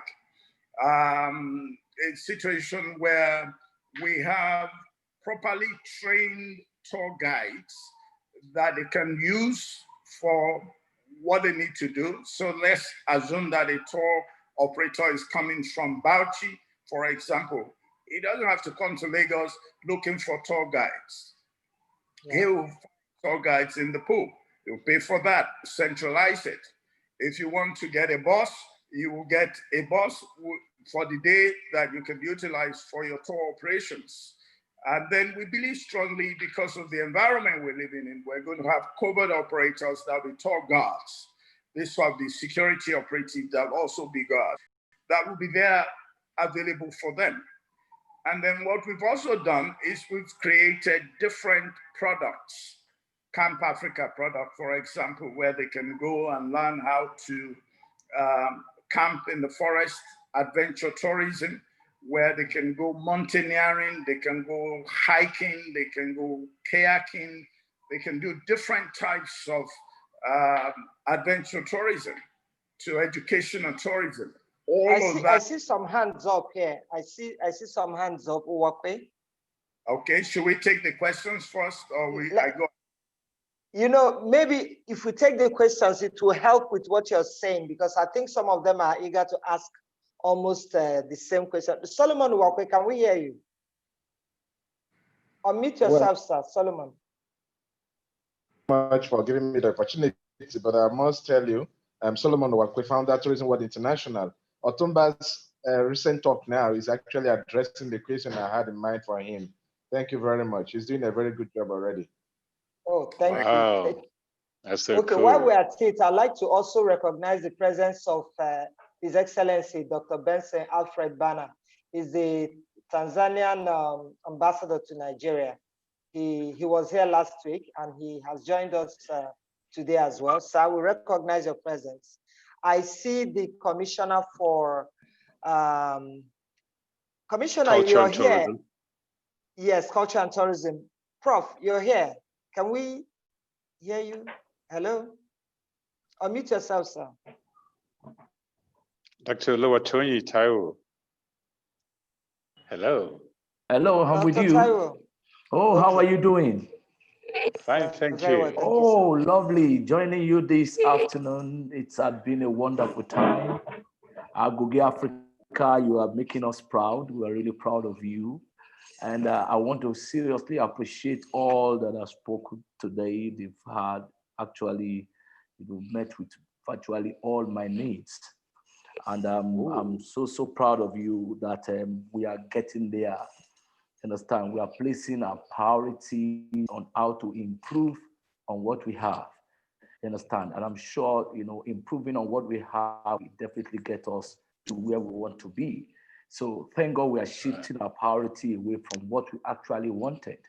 What we wanted is actually bringing about, all these unnecessary passions all over the place. But thank God that our priority is now on how to improve on what we have. And I'm sure improving on what we have will definitely get us to where we want to be.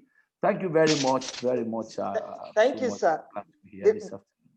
Yes, the reason I just wanted people to hear your voice, you guys are the government people, you're the politicians. Once you come into power, you have your focus. When you leave, the new people come and they have a different focus. And that has been the bane of our tourism government sector. Is about to continue now. Exactly. Okay, we'll see how that goes. We'll see how that goes. We are very optimistic and we are hopeful. And as soon as Otumba wraps up, we're going to be bringing in Bank of Industry to tell us where is the money. We need to know where the money is. And also, before Otumba, I know if I leave this to you, you're going to scatter that topic. I'm talking about the fact that when you talk about funding for tourism industry at BOI, they tell you we are under the creative sector. But it should be the other way around. I think the creative sector should be under tourism. But I leave that for the experts. Otumba, I think you should take that away in 2 minutes. And after that, we'll bring Mrs. Cynthia Muka, the regional head for creative industry at Bank of Industry. Otumba. Okay, I think you just want me to take it from the top, or just take it briefly, because that's a humongous topic. All right, let's talk about tourism. What is tourism? Layman's understanding of it is travel movement from point A to point B. When you move within a particular country, it's referred to as domestic tourism. When you cross the border, it's referred to as international. Now, if you travel for education, it's called educational tourism. If you travel for archaeology, it's called archaeological tourism, adventure tourism. When you then visit to these different countries, let's assume you are a domestic traveler now, and domestic tourism, when you land in Lagos, you are looking for entertainment, where to enjoy yourself, where to dance, where to drink. Without tourism, entertainment can be on television, can be, for example, in your music box. But when you're talking about physical entertainment, you need to understand that entertainment is just a byproduct of tourism. Tourism itself is the essence of movement, is the mother of it all. Then entertainment is what you enjoy when you go on an expedition. So if you travel domestically for entertainment, okay, so it's entertainment tourism. All right, if you travel internationally, it's called international tourism. So our focus is, we must understand that tourism is the mother of entertainment, and it's strictly on that platform that will make entertainment grow. When people come to the resort, we look for entertainment for them because they have come there for an experience. They've come there to enjoy. They want the musician, they want to dance. And some people might travel, for example, to Lagos as a business tourist, and they are holed up in Radisson Blu for a minute. And they decided that, oh, wait a minute, there is a music program going on at the stadium. They'll go there and enjoy. Or there is footballing going on, competition somewhere. They'll go and enjoy it. So entertainment is really a major part of tourism. You cannot begin to put tourism under entertainment. I think that that's an aberration. I think that it can easily be corrected. You can't, there is really no form of travel that doesn't have an extension. If you come, for example, to Nigeria as a religious tourist, you might decide that you now want to go and do some shopping. That now transforms you to partaking in trade. You can come to do a seminar here as a business tourist, and then there's music, you go and enjoy the music. So we have to really have a clear understanding and understand what tourism is about first, and understand that creative arts and entertainment is one of the products of tourism. It's one of the things that is just like I am. Thank you, sir. I know you would scatter that topic. This, the children of my father were 6 of, so I'm one of them. So I cannot be above him. Yes, yes. Thank you so much, sir. Thank you. Please, at this point, I'll continue to thank all of our speakers and our patient participants. Let's have Mrs. Cynthia Muka from Bank of Industry talk to us more about how to access funding to develop tourism in Nigeria. Thank you very much, Neka, for giving me the opportunity. Now I know that tourism is the mother of entertainment. And I hope to reach out to you about more to get more information on that. I was able to build a smart summary from listening to professionals in the industry to guide my little information that I'll be giving to the audience today. Looking at tourism as an experience and a promotional tool for cultural brand identity, I also try to look at those products we could be promoting. And I was impressed to find out that within the creative industry mapping and the segments we support in the industry, we already give funding to music, films, stage plays, art and crafts, food, fashion, and hospitality.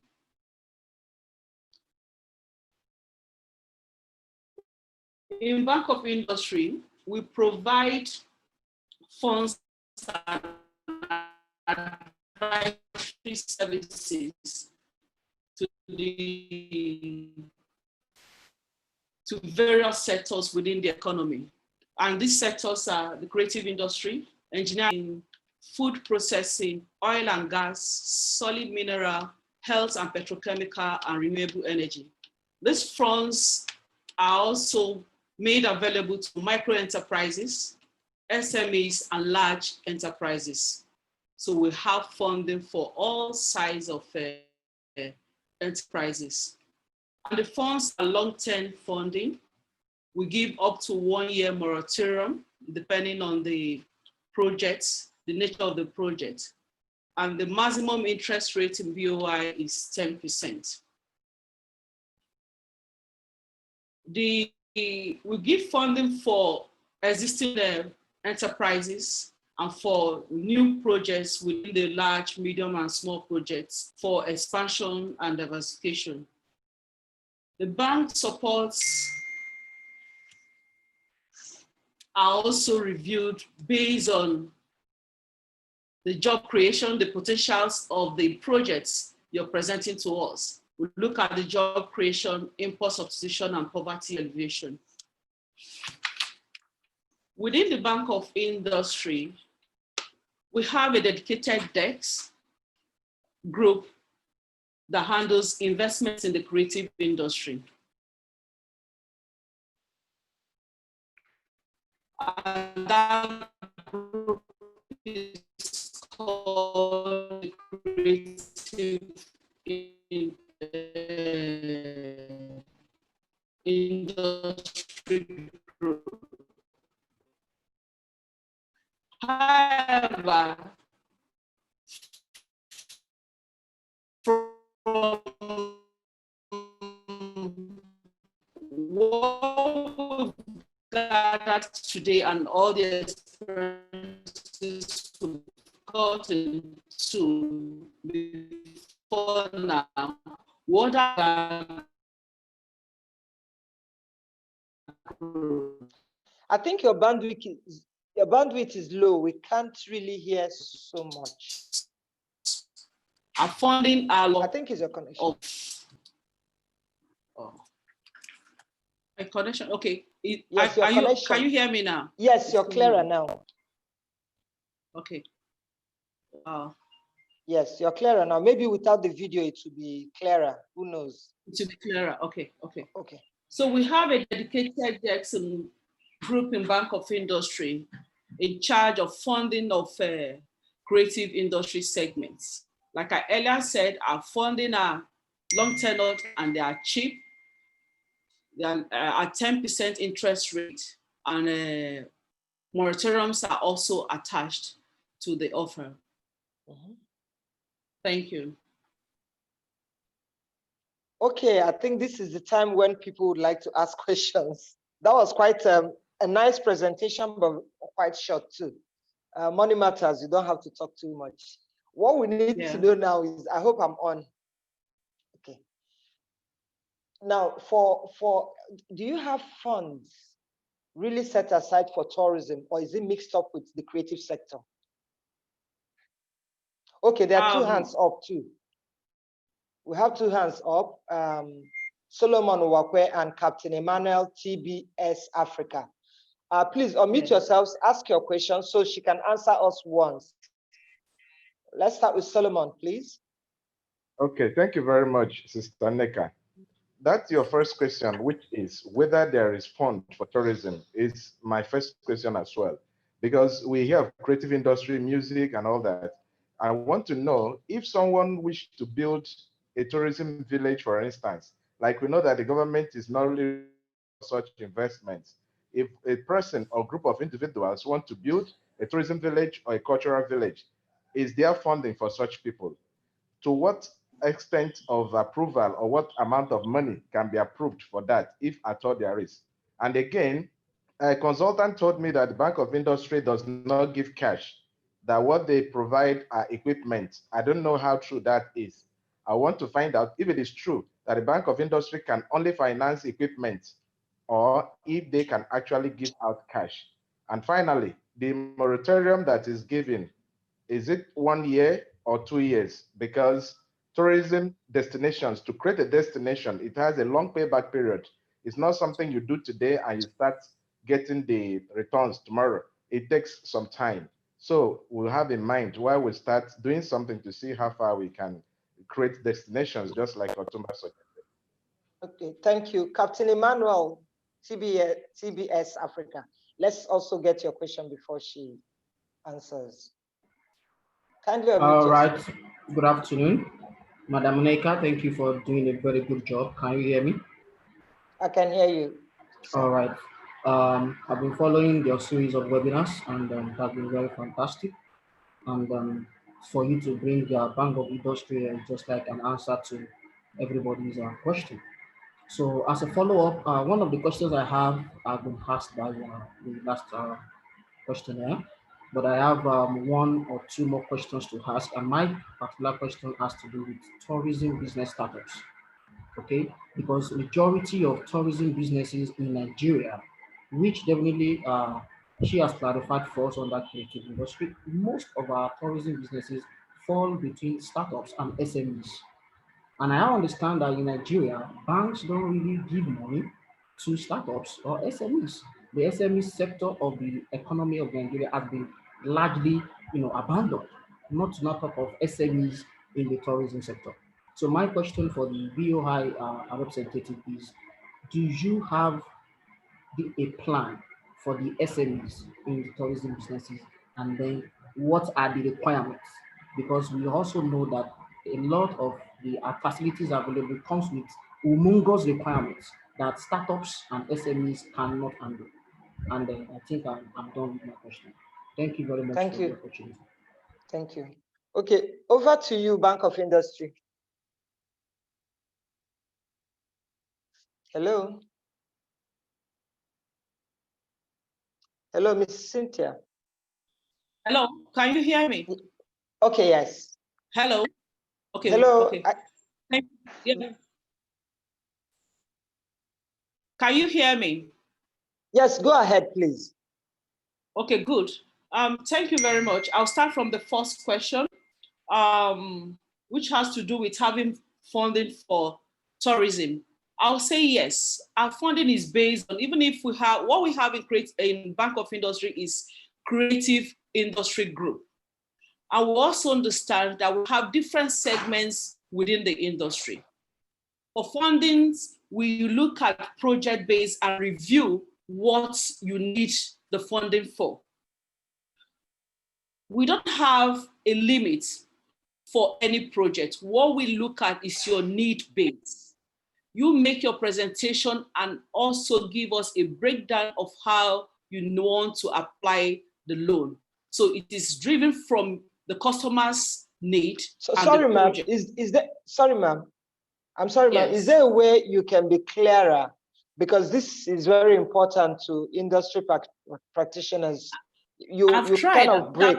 I don't know if it's just me. No, it's not. It's not the. It's not your voice. It's not that you're not speaking loud enough. It's the network. Yes. Okay. Now I've been.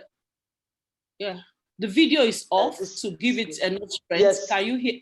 Can you still hear me? Yes. Okay. Go ahead, ma'am. So, okay, like I said, we have funding for businesses in tourism, and there's no limit to it. It is need-based. We want to know what you want to do with the fund and be able to convince us of the projects you want to support. Moratorium could be over 12 months, depending on the nature of the business. However, we also advise customers to first start with those immediate things you can work on before you take the loan, because once you take the loan, it starts counting.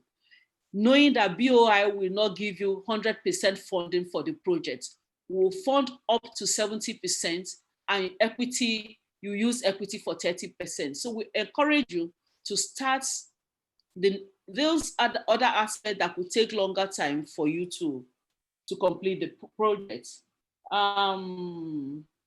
Giving cash to customers.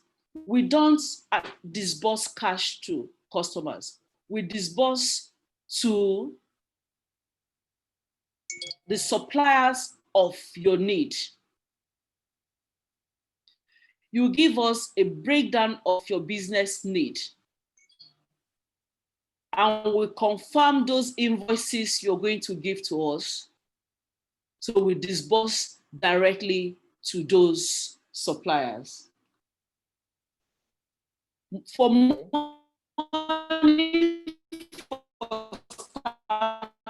of the second question,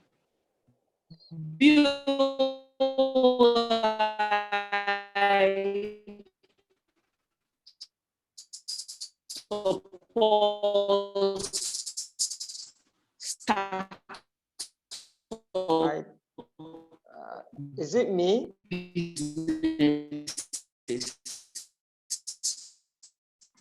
Not only you, ma, she's not audible at all, and I think she's trying to take my question. She's not audible at all. Madam, may we advise you change your location, and we will try to reconnect so many you. businesses that were nurtured from inception. I think what we might do is to have her respond to these questions because she's not audible at all. Okay, what I'll do, let me change. Can you hear me? I can hear you now. Madam. May we advise you change your location, and we will try to connect you. Hello?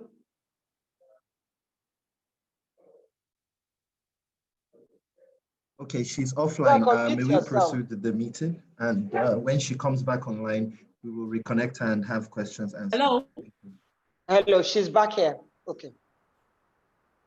Okay, hello. Yeah, I tried to change my network to another network. Okay.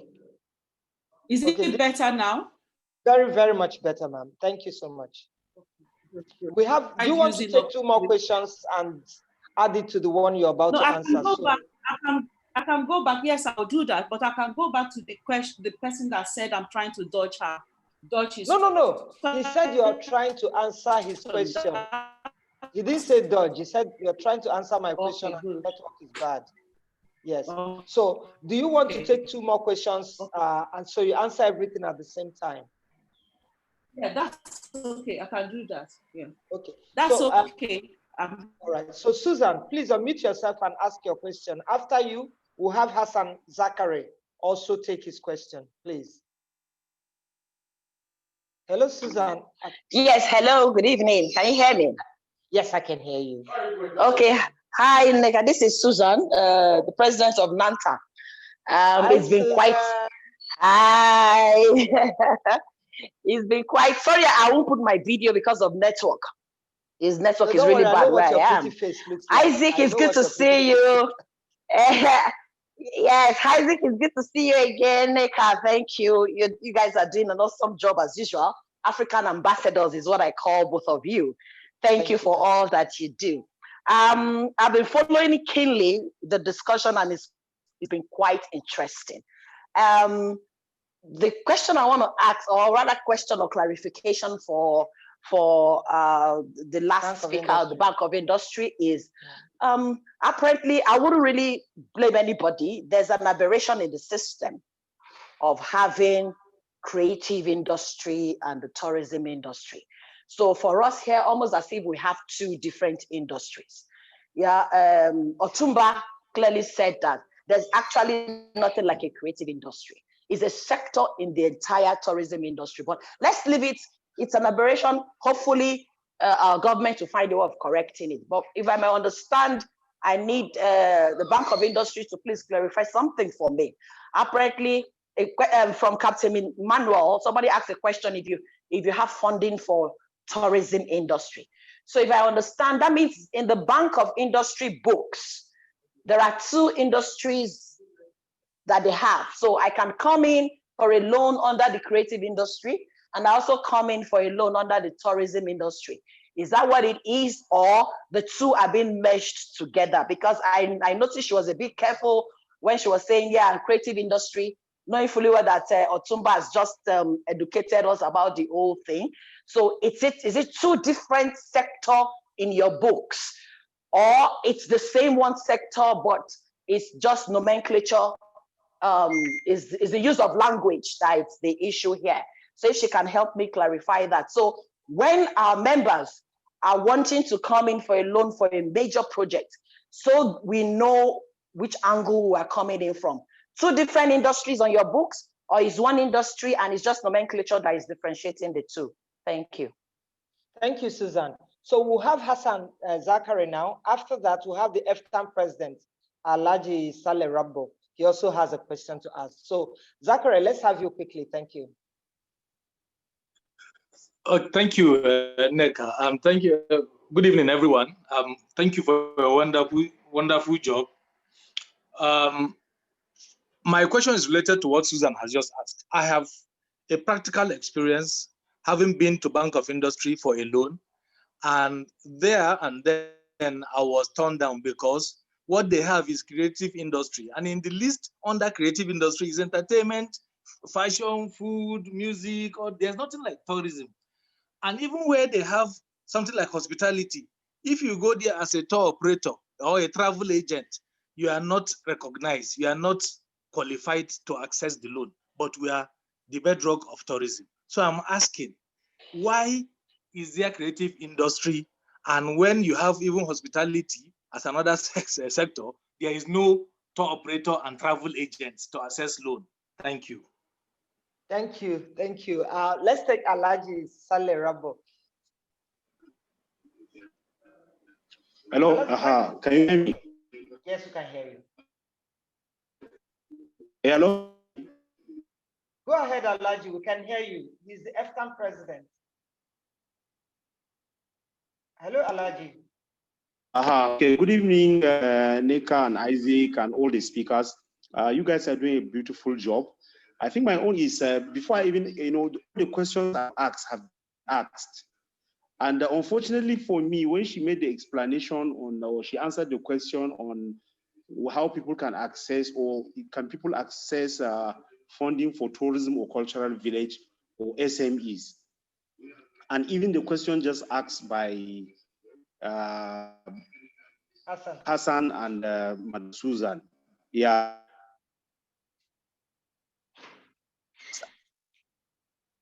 But what I want to add is to even make a further clarification or make something on this issue of tourism and creative industry. I think there's a confusion somewhere, and unfortunately, the government has added to the confusion, especially the minister, because they have clearly differentiated between tourism and creative industry. They are saying as if they are two different industries. Why tourism is supposed to be the umbrella body? Creative industry is a subsector of tourism, just like Otumba has rightly said. So I think for us to be creating this confusion is what is bringing, that is why if you go, because those people in the bank have just been made to understand that it is creative industry and it is music, it is film, it is DJ or all these things. They don't look at tourism. They don't know that it is tourism that generates those things. It is when you come as a tourist, and you need those services to be provided to you. I think it is high time we get this thing correct so that this go to the WTO. There is nowhere they differentiate, say a creative industry is under, creative industry cannot be under tourism. So this thing has to be corrected so that we get it right. And that is what is, that is why today the Minister of, Federal Minister of Trade and Information and Culture are making the division more, because they are always giving priority to creative industry and leaving the tourism, which is the parent body. I think we need to get this thing corrected. The government need to correct this thing so that we don't create confusion in the industry and people will continue to look at it as if tourism is under creative. Tourism cannot be under creative industry, please. So let us get it right. Yeah, thank you very much. Thank you very much. Well said. I think with the new relationship we are all planning to forge with Bank of Industry and people, Cynthia, please, I think you should take the floor. Oh, it has started again. Yeah, let me take some of the questions. I would want to start from the last contribution, and that will also lead to answering number 3, the third contribution raised to. We have one industry in our book, and that industry for us is for cultural and creative industry. And from our own position, every project within the tourism, will I call it tourism industry or segment, will also fall within the 14 mapped out segments that we support in the industry. That was why I clearly stated that it's project driven. It is not based on name. That we've called it creative industry does not mean that if we have a project in quote under tourism that we cannot fund it. There was a reference made to hospitality. We give funding for under hospitality, we funded a lot of hotels, but for travel agents, we don't have travel agents, because that is services. Remember, it's a manufacturing, is a development finance. Our mandate is to support manufacturing industry and value addition industry. However, it was in 2000 when the then accepted or confirmed creative industry will be looked into. And BOI, a government-owned bank, included that sector to the already existing 9 sectors we were funding. So creative industry was. But within the creative industry, we also did mapping to understand what other countries are doing, the sector, the segments they are supporting within the industry. So our funding will cover any projects you have within tourism.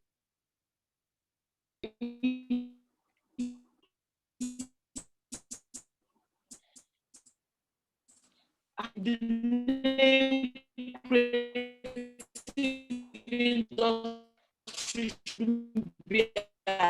industry I but having the fund available to support businesses, also money available to support every project. Then, hello.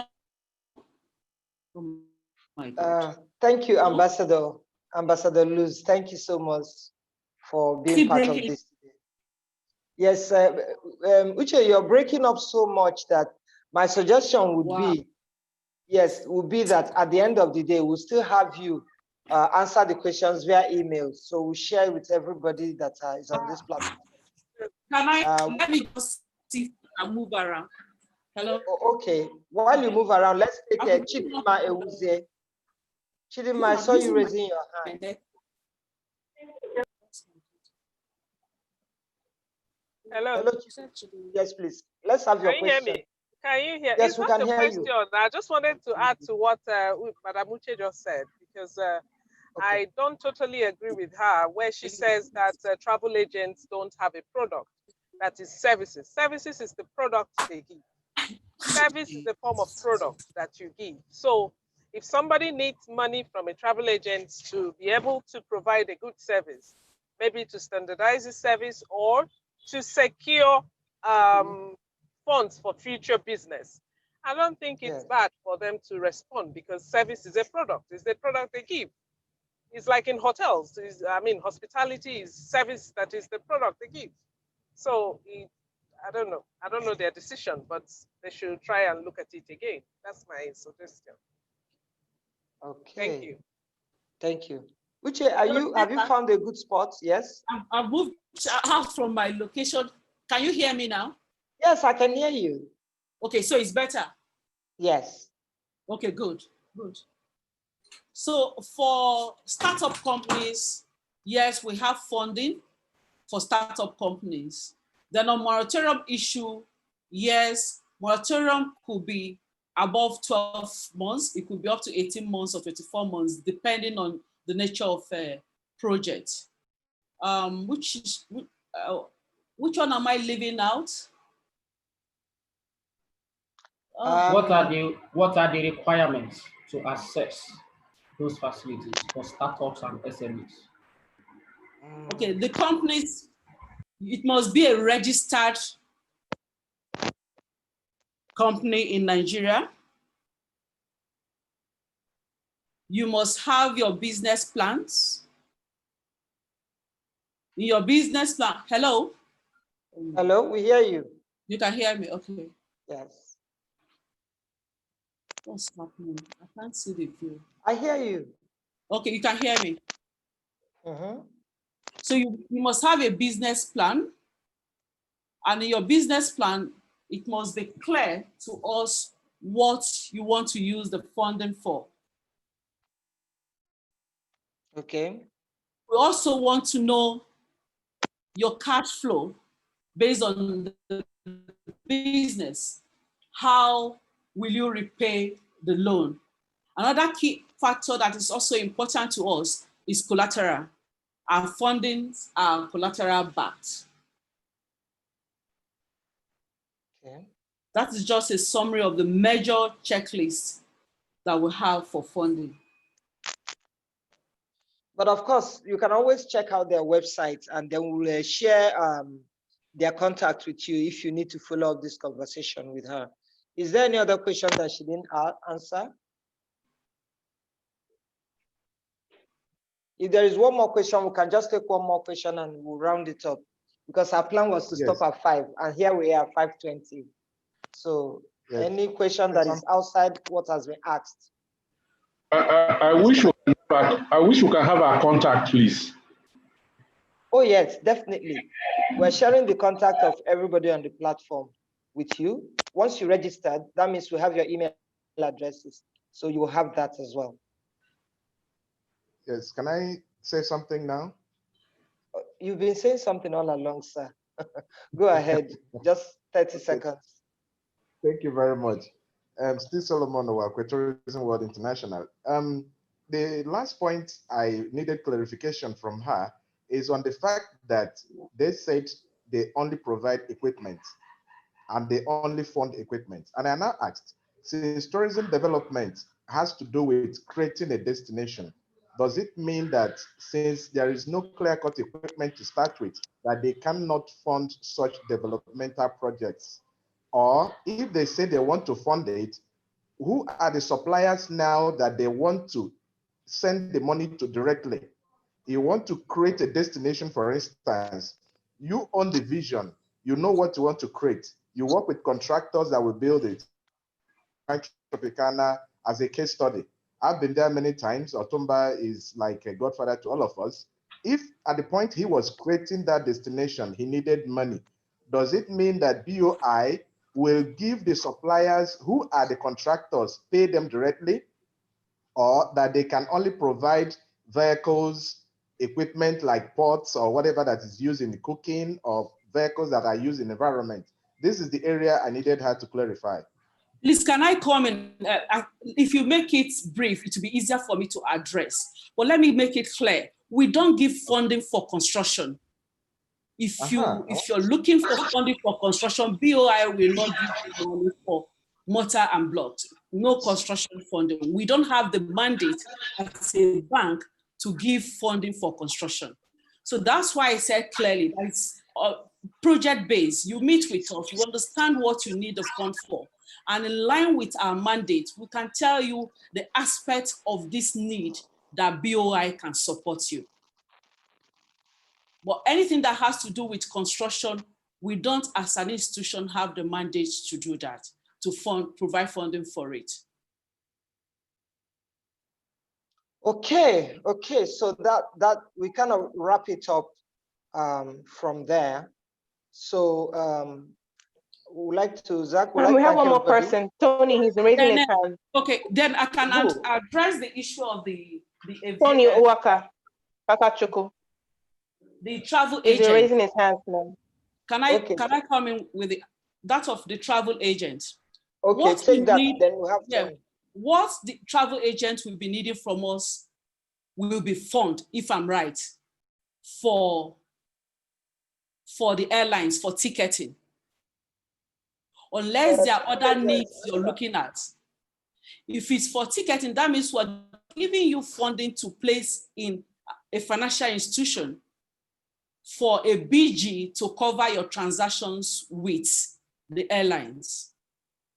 That also is not within the mandate of Bank of Industry. Okay, if a travel agent or a tour operator wanted some funds to maybe secure rooms in Cross River State, Calabar, for this, the carnival that they have every December. For us in this business, when we pay ahead of time, we get the rooms cheaper, but then we don't start selling on it until, when the way Nigerian environment is, or when we are close to the dates for the travel. So, but do you give out such loan for people who can pay it into the account of a hotel to hold it down? Do this. We can't do it because it's working capital. You will need working capital. So we advise you to go to your commercial bankers to take that because it's just a bridging loan you need from commercial bankers, which could be for 30 days or 60 days or 90 days, as the case may be. Okay. Tony, you can take your question now. Good afternoon, everyone. Hassan and Susan are raising their hands again. Protocols so that I don't take time, as we are already running out of time. My question, my comment rather would be to Madam from BOI. Would be from the Madam from BOI. Can you hear me? Yes, I can hear you. Yeah. Okay. I think the understanding of tourism needs to happen so that there's a proper framework for BOI to disperse funds to the tourism sector. If the way the framework that BOI has at the moment is going to really disenfranchise a lot of people because there's no clear understanding. From the comment section, Mr. Motosho said that NTDC and BOI, which are government agencies, should kind of collaborate to clear these gray areas from what creative industry is and tourism is.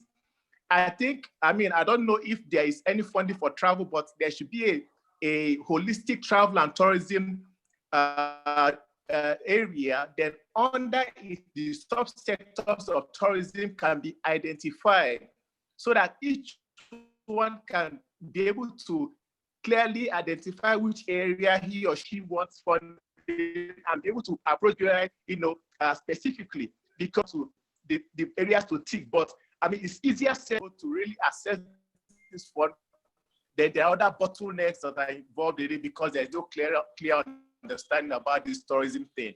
So I would suggest that BOI, liaises with the stakeholders. EFTA president is there, has already cleared it out, and people that have a clear understanding to make them kind of reframe their framework or kind of realign it to have a clear, understanding and picture of what tourism industry is so that funding will be made easily accessible. Thank you. Uche, I think he has a point. If you remember, when you guys were coming into creative industry, you understudied Nollywood, and you people were able to support them properly because you kind of get a sense of what they are doing and the timelines that it takes for them to have a turnaround. So I'm not sure what you have there is actually put together with tourism sector in mind, but I stand to be corrected. Yeah, Neka, yeah, thank you very much. I like the perspective you started from. We started studying, and the last statement, we have also reached out to those in the business too, tourism. So we've looked at what the services they offer to ensure that it will align with what we have the mandate as an institution to fund. That is why I also stated clearly that if you have a project, the understanding of the project makes it easier for us to confirm to the prospect the area we can provide funding as an institution. We don't have the mandate to fund every project, but in line with what we could do, we've always supported businesses from, be it creative industry or tourism.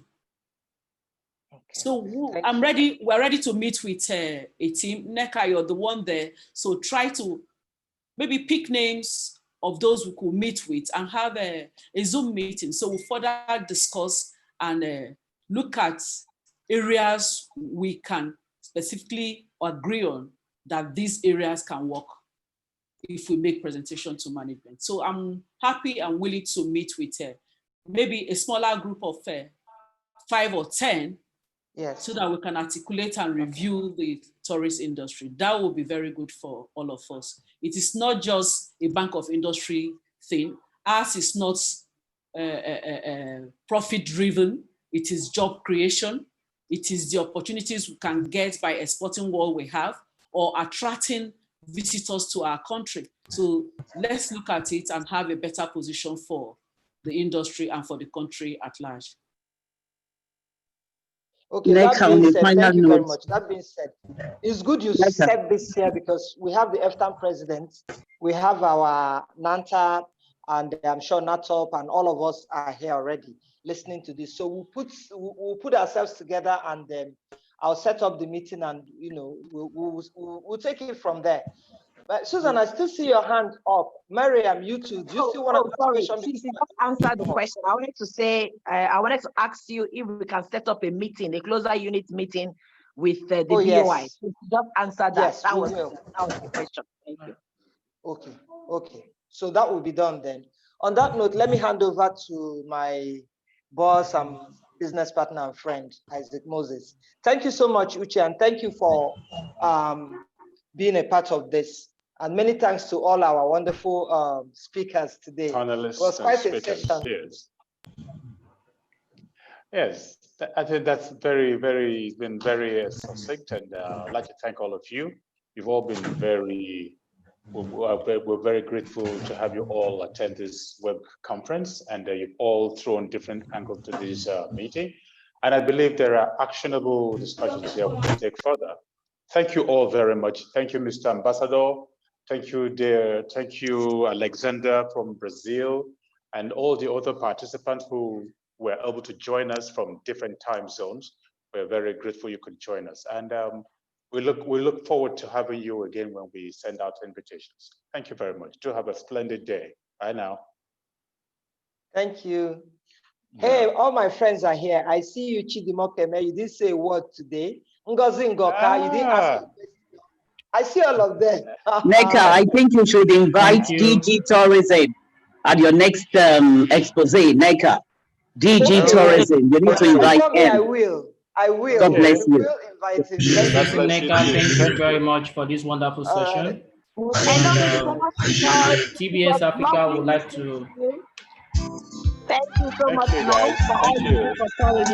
You guys are doing wonderfully well. Pleasure having all Please of you. kindly quickly share the link to this particular session. Yes.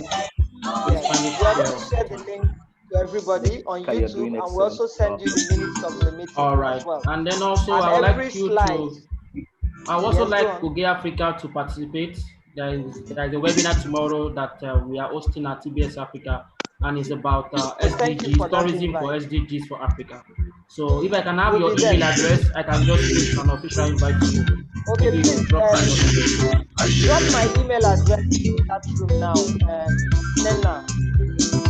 Nena, Tracy, please drop my email address. Okay, ma. Okay. Thank you, everyone. Thank you, everyone. Nena, please kindly drop my email address. Okay, sir. Thank you, Goje. Africa, You say what? Togo. Nigerian Travel Week, I see you. You say what? Pẹ̀lú àwọn song. All my friends are here.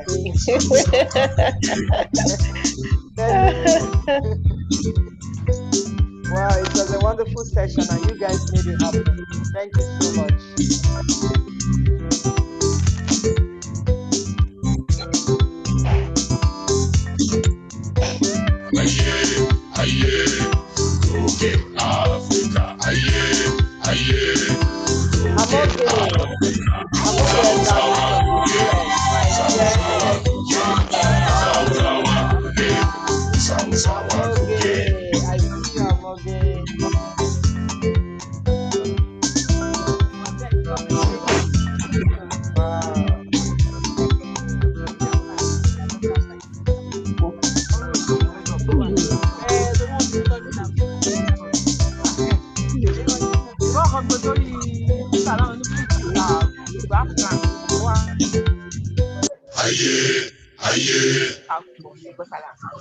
I had an appointment.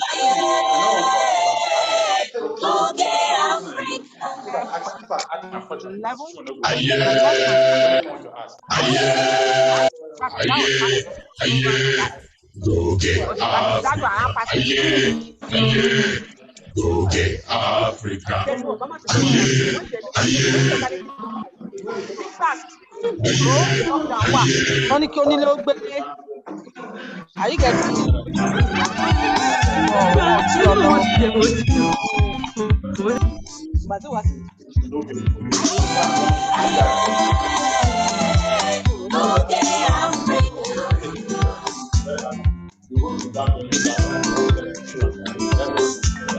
Are you ready? Does it have 2 points? It seems swimmable now.